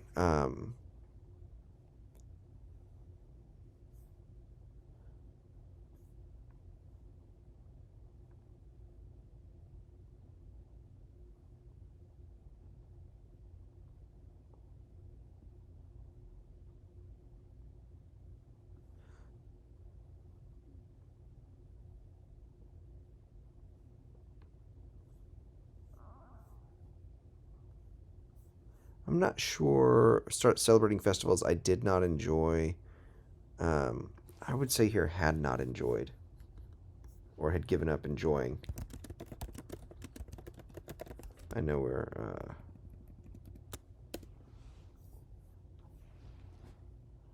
I regrew my passion for discovering my roots, back to my culture and Hinduism. With the template of volunteer work for.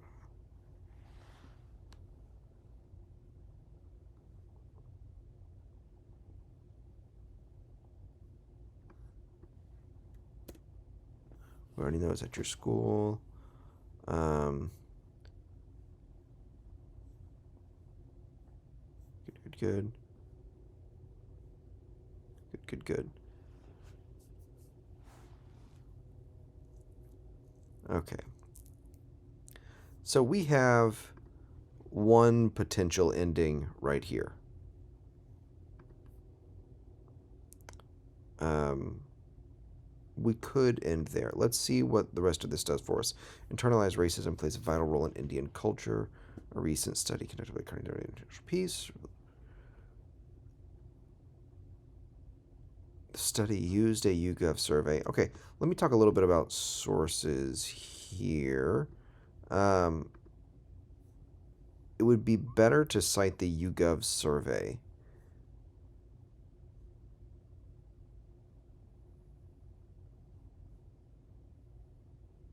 itself.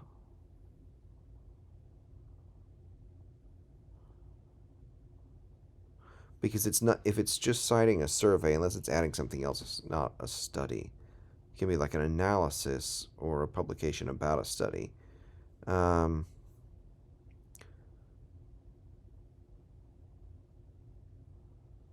so, yeah, I would have to look into. Or I guess the YouGov survey could just be their data set, and this study was what they did with the data set.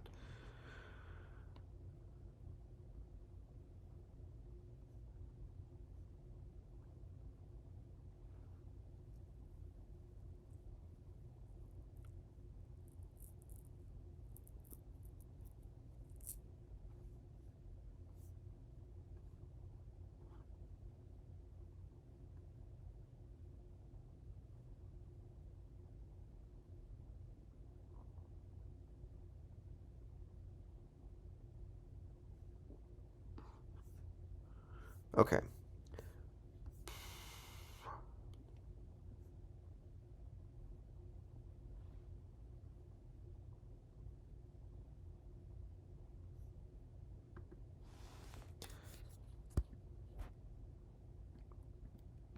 This is a different paper. It's good, but this is about whitewashing. And um, this is not. Right? This is, the there's different directionalities to racism, right? And while this is good info, this is not the racism that most of this paper is about. Um,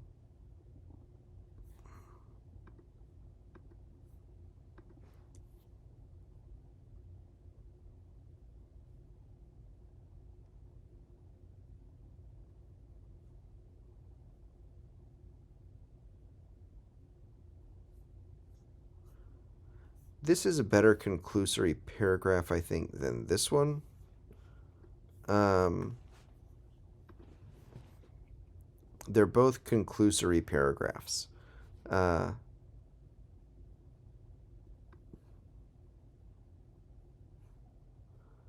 this fits with the narrative, though, of reconnecting with culture and religion and roots, right? And the positive impact of that. This is more about the section that we deleted. And so I would get rid of that as well. Um, there is, I think, a place for a paper that talks about the contribution of Indian Americans to American culture and life, broadly speaking. Um, that I think that is a you can do kind of like an informational, like stat heavy approach to dismantling stereotypes. And there's also usually some sort of interesting narrative reason about why those things tend to be the case, right? Like, why do Indians own convenience stores at a higher rate than other people? The same reason you would say, like, you could also ask, why do many Asian Americans own dry cleaners, right? These are things that are true, but they emerge out of a kind of out of historical pressures, right? And the historical pressures themselves are often very racist in their foundation.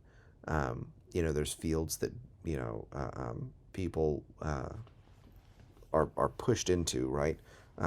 Or pushed to the margin in order to do. It's the same reason why Jewish people had this stereotype of being like loan sharks, right? And being greedy with money because there were rules against the lending of money within, Christian Europe. But actually, borrowing and lending money for interest is something that's really good for the economy, generally speaking, so that people can have larger sums of money to start businesses and build things, right?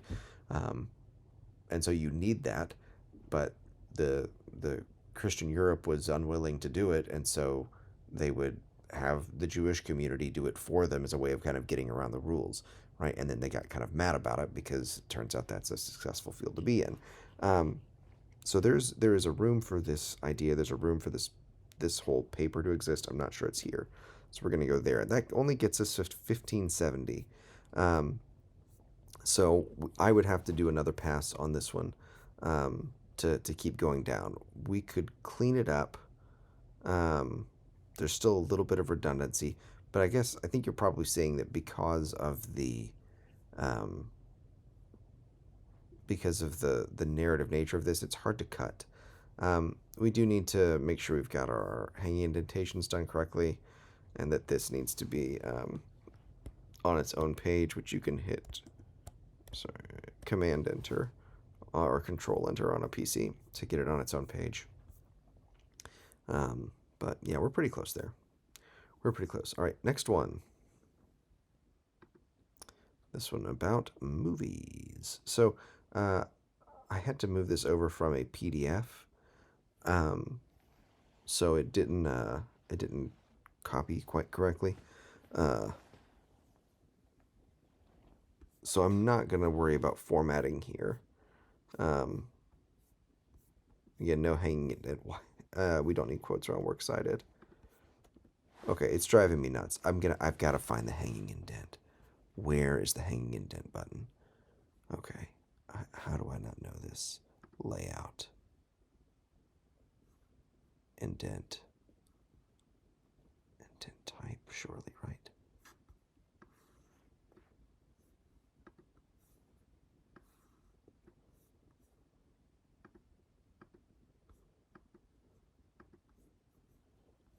Where is it?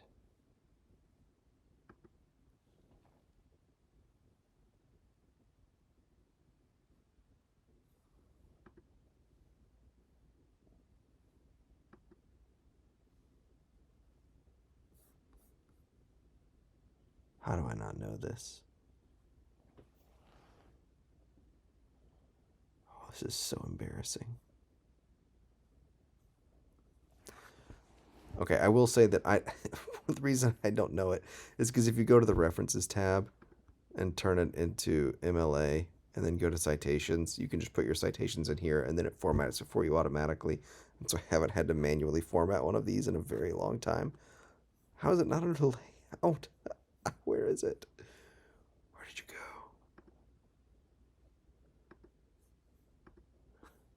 Oh man, it's gonna drive me nuts. It is driving me nuts.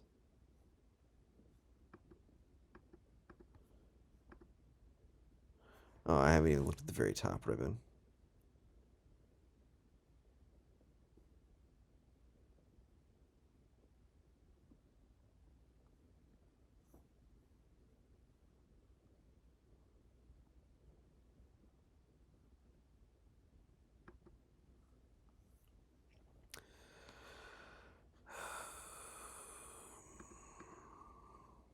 There it is.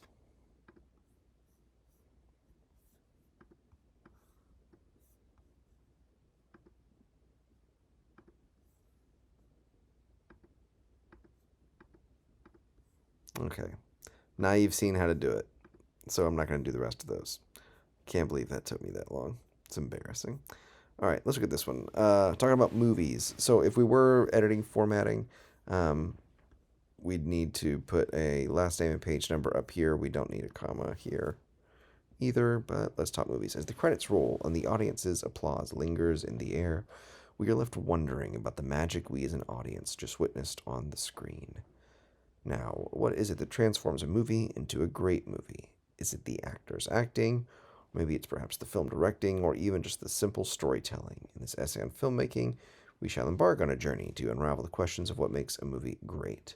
The greatness of a movie is uh, a multifaceted achievement and can be determined by many factors.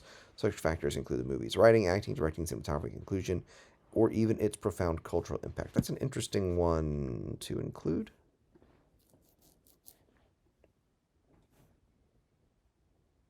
Okay, so first thing I'd want to do um,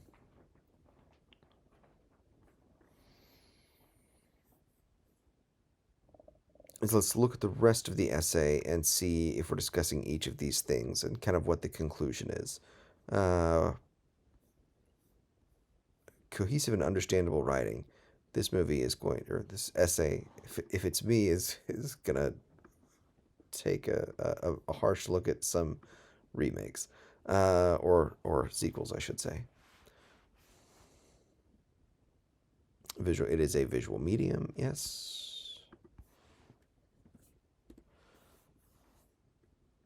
Shawshank. This is probably again a formatting thing from when I copied it over from PDF. We need to italicize all movie titles.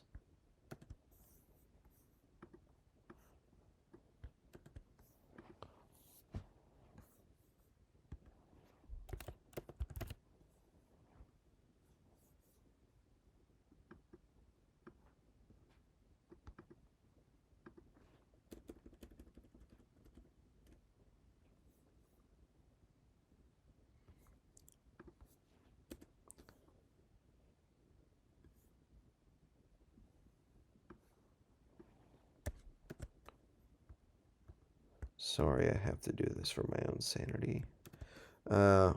Let's see.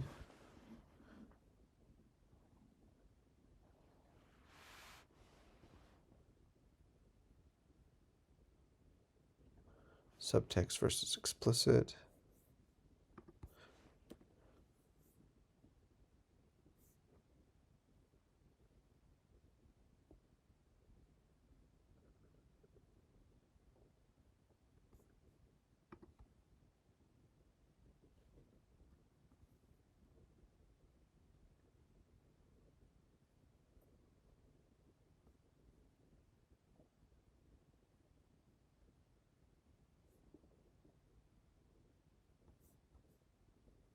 So we have a pattern kind of emerging, and I'm getting too sleepy to. I'm not gonna have to. I'm gonna be able to line edit this one all the way. But we have a kind of pattern emerging, um, where we say like, here is a quote, and after this quote, I'm gonna give you some examples of that, right?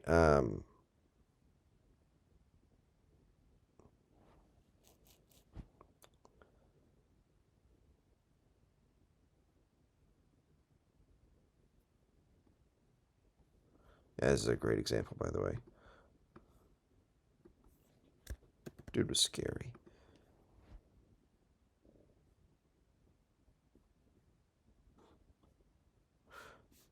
So I would say that one thing I would do here is maybe use some counter examples as well. Not that you want to be mean about your actors or anything, but I would maybe use a counter example.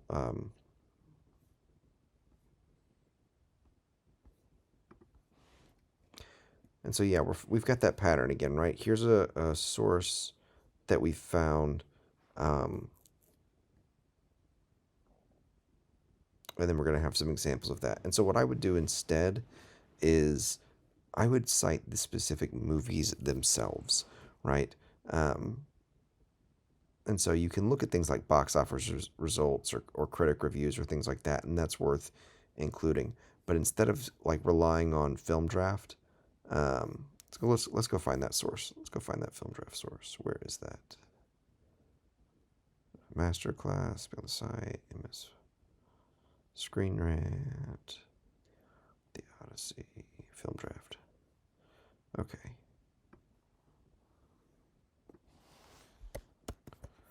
Let's see what we can find here.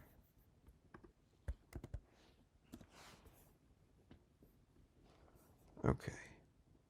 So we've got an author, that's good. We've got it's ad supported, which is less good. Uh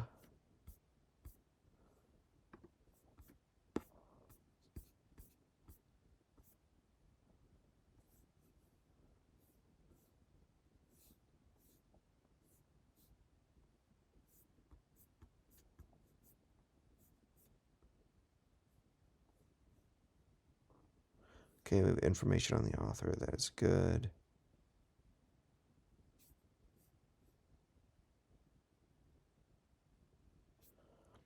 So one thing to be like, I guess, cautious of about stuff like this, about, sort of ad supported websites, is that these things are um, like a lot of the times are produced as kind of a content mill, right? Like you embed the ads all throughout it. Um, you have, affiliate links for the author. The author gets paid, a nominal fee to write this, you know. And like if we look at, let's go find this author. And it's not saying any of this information is bad. It might be really great, right? So let's look at what Grant Harvey's link is. So it looks kind of basically this guy looks kind of content millish to me. Like as a way of just like making money, he writes things that are essentially clickbait, right? Um, as a freelance writer, screenwriter, and filmmaker, basically. So let's see if we Google Grant Harvey um, film. Is that the same guy? I don't think so. Oh, that's an actor.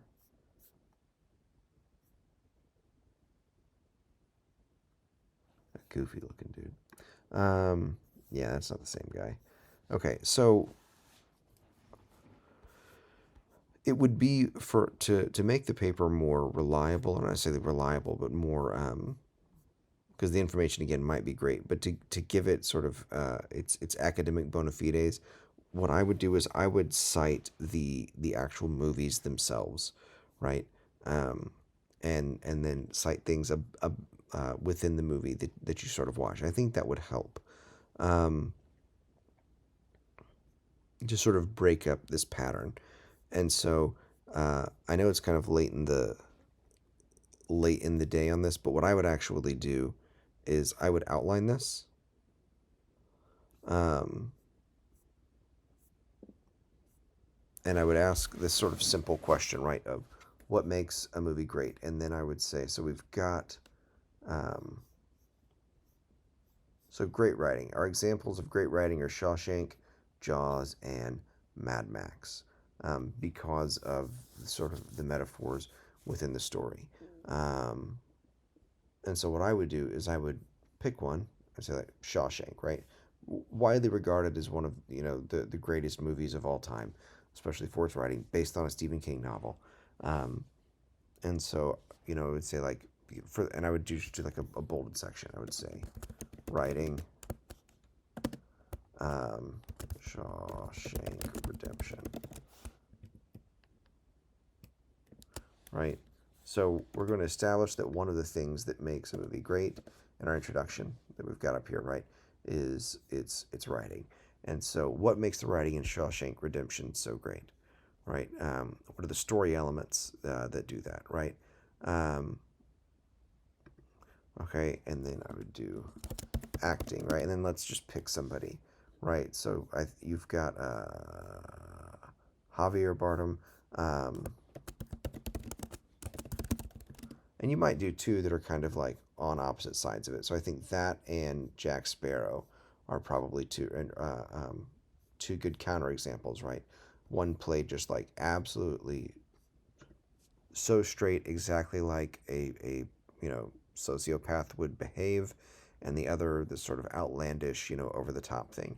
Both can be good. Here's, how they fit their respective films, right? And I would literally do, uh, I would two P's, I think. I would literally like divide it out like that. Um, and then for my citations, I would go through and do the films themselves. I think that would be my approach to revising this one, just because we do have the pattern that I think is not uh, um, it's not quite as reliable for an academic essay when you've got the actual sources themselves, because I can tell that like you're a bit of a cinephile here because you're using all these great examples, right? No, I don't know a ton of students who even know what Nosferatu is, right? Much less are talking about it in their papers, right?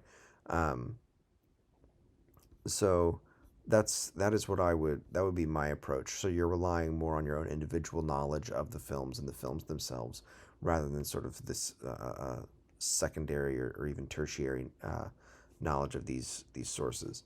Um, you might also benefit from including as a source.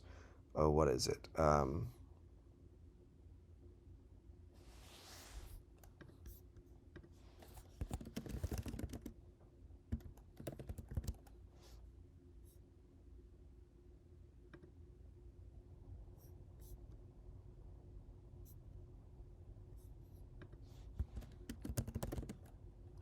Who wrote this? A Century of Cinema by Susan Sontag. It's a great essay, famous essay. This is worth a read, uh, and I think fits with kind of this is about cinema and going to the movies, not necessarily the films themselves or what makes them great. But I think it's doing a similar thing to what you're doing, and it could give a little bit of influence there. But I think this structure um, would be the way to go, and you can use even a lot of the same text you've got. Um,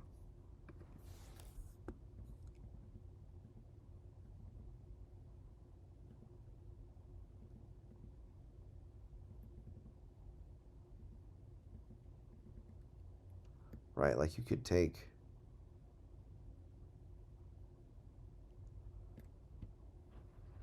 like start here, right?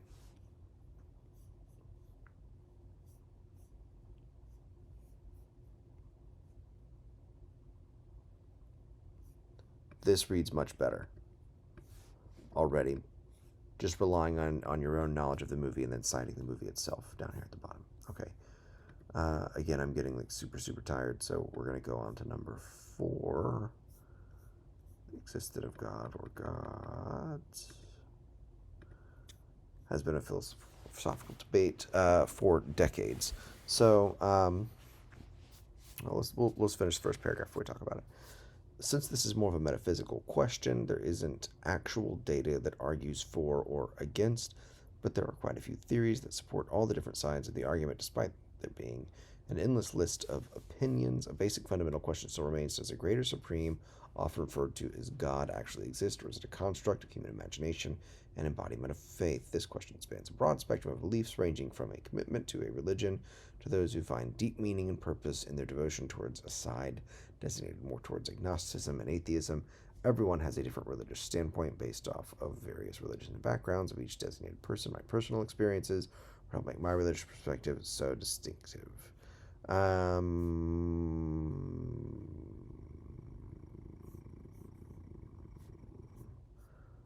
sorry, reading.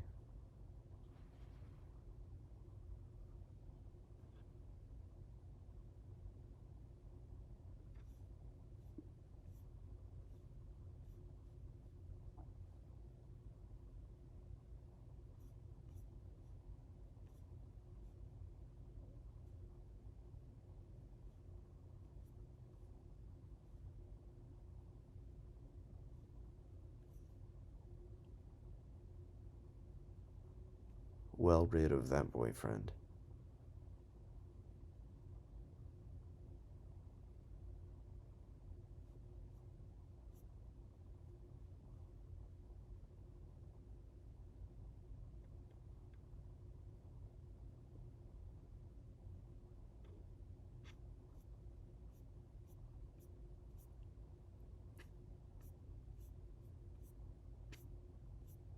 Okay, first thing we're going to do is delete your first paragraph.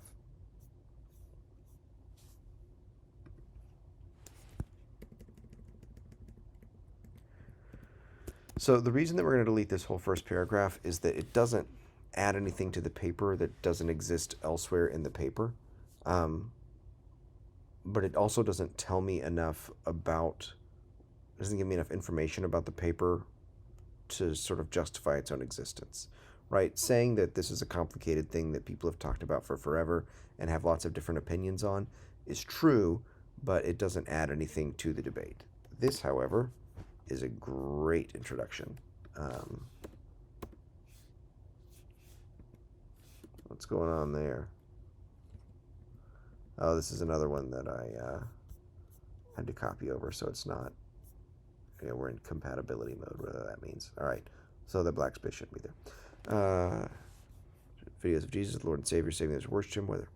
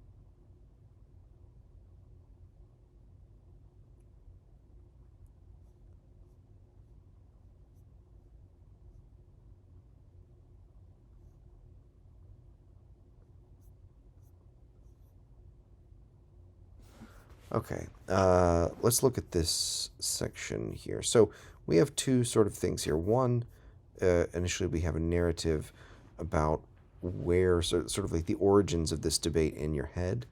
Um, then we have, so this is our first like major claim, uh, right? That not all other religions are wrong. So we've got kind of a universalist claim right there, right? So let's just tag that in our head and set it over to the side. Um,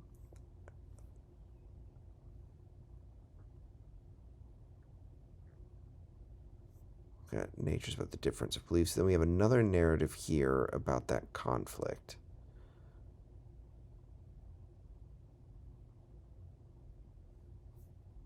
Okay, and then here we are. Determined to understand the fundamental nature of existence, humanity is turned towards two distinct yet interconnected realms, religion and science. Persuasive arguments for the existence of God is the Kalam cosmological argument. This theory can be traced back to medieval Islamic philosophy. It suggests that everything that begins to exist has a cause. So, since the universe began to exist, it has a cause of existence. Um, so this is it's this also, you could argue, this goes back to uh, um, like Socratic thought. There's a lot of different origins for this concept.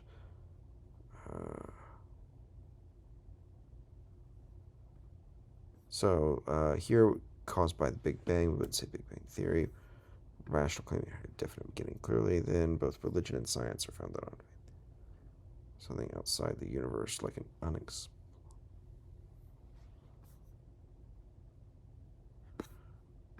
So we would just do Davies here. We wouldn't do Colin Paul.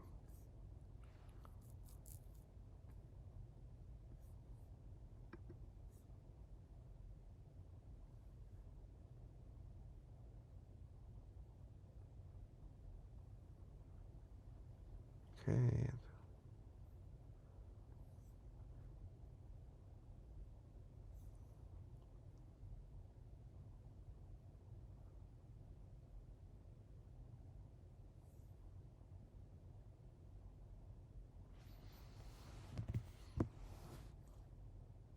So one of the issues I'm noticing here is we kind of have two different papers going on. Um, let's look at this paragraph and see if that trend continues. In contrast, God indicates different perspective.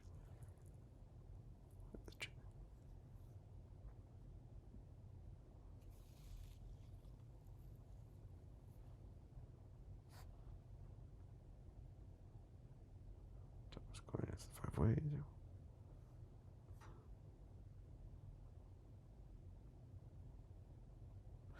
Yeah, so we do have two papers going on. One paper here is about arguments for or against the existence of a kind of prime mover or a deity. And the other paper is about the is about personal responsibility and um, the kind of religious division that exists for people who claim to have absolute knowledge of something. Um, and I think that the way that I would edit this paper is basically to just split it into two. Um,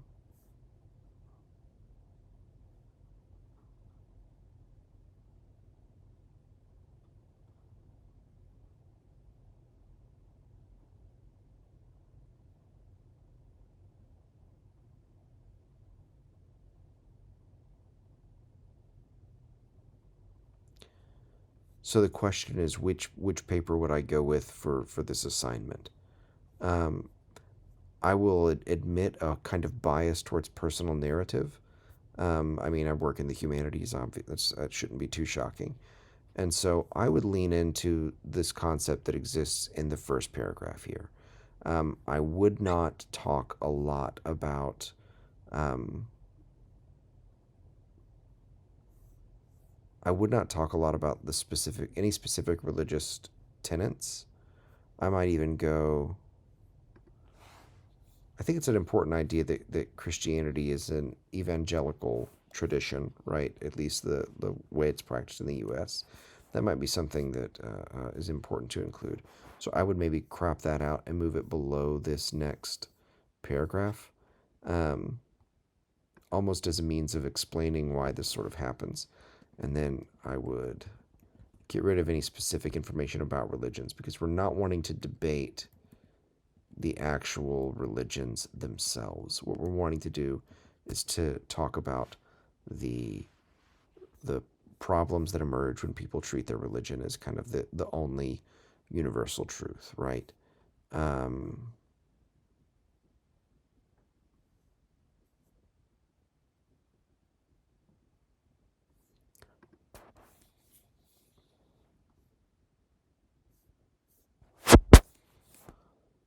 yeah, I would probably get rid of this section.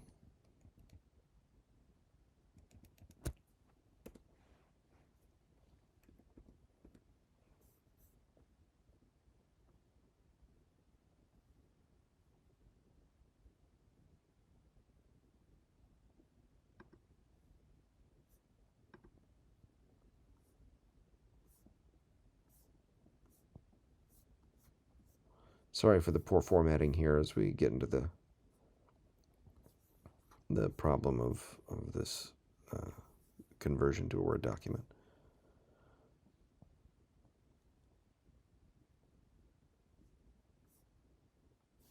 This is a great point, by the way. Uh,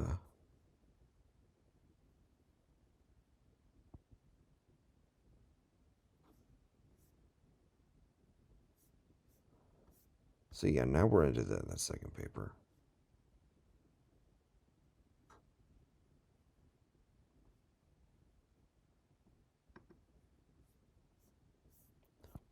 Yeah, that's how I would kind of split this out. And I'm running out of mental juice here to make salient points. But I would divide those two papers. I wouldn't spend any time arguing about or talking about specific religious ideas. Um, I think the general discussion on religion, as much as it's necessary, right, we can include. But I think the focus should be on the idea of almost of religious tolerance, right? Um, I can't remember where it was. There's a section in here where you were talking about wishing to be like one of these people who is, yeah, it's right here. Um, I can't help but agree with Price and how people who have religious experience may encounter a more complex understanding of the world. I sometimes catch myself wishing I was one of them. Uh,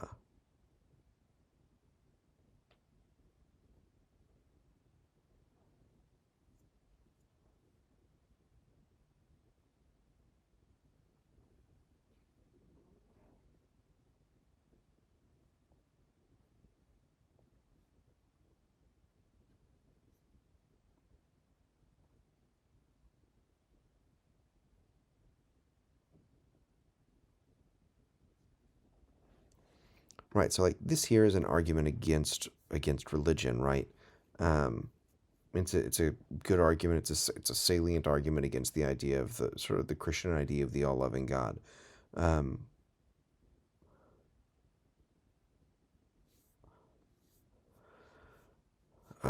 or C.S. Lewis put it, I think the problem of pain, right? So so this is it's a good argument. I'm not sure it belongs. Um, so in let me see if I can outline in my head here how I would go about doing this. I think that the opening I would keep with this contradiction between Hinduism and Christian practices. And then I would talk about being dumped for your religion, um, and not wanting to force your beliefs on anybody. Um, and then this section might be a bit too vague. It seems almost like your conclusion, right? I would maybe go from here, uh, right? I would jump from there all the way down to here, right? This seems to me to be the connection. Um, that there is something attractive about this religious zeal that is ultimately the reason why um, you're the people who are taking care of you, were so cruel to you. It's why your boyfriend broke up with you. And there is an appeal to that religious zeal, yes, but it's not something that you can justify to yourself. That section to me needs to go next. I would put that there. And then you can say, here is why I believe that meaning is something that I have to give myself. And you can get into a little bit of this uh, um, right here, but this stuff in the middle,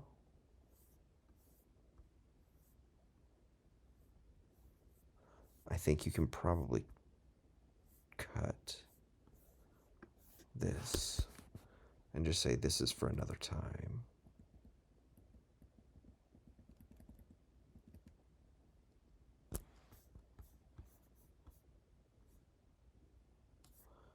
That's what I would do. That takes us down to 1550 with a little bit of rearranging. You've gotten rid of one or two of your sources. Cleaning that up a little bit, you'll get there. Okay. Um, so this is all chopped to pieces now and is no longer a coherent essay because of everything I've deleted. So this is something that happens as you edit, by the way. Uh, um, it expands and contracts and expands and contracts and expands and contracts. So after you delete, you have to go through and add. And so you might take this back up to 1800 words and then go through and delete more again, right? And that's just kind of the nature of the beast. Um, that's had four different essays, four different points, I would say, of completeness, of doneness, and of need of revision. But I think all of these have the information that they need to be great essays and to do well in this class. Hopefully, uh, uh, one of them is similar enough to your essay to give you a sort of a guide or a structure for how you should approach um, your own revision. And also, as a reminder, this assignment was extended from Friday, which is tomorrow, all the way through to Monday of next week. So you've got the weekend to work on it. Thanks, guys.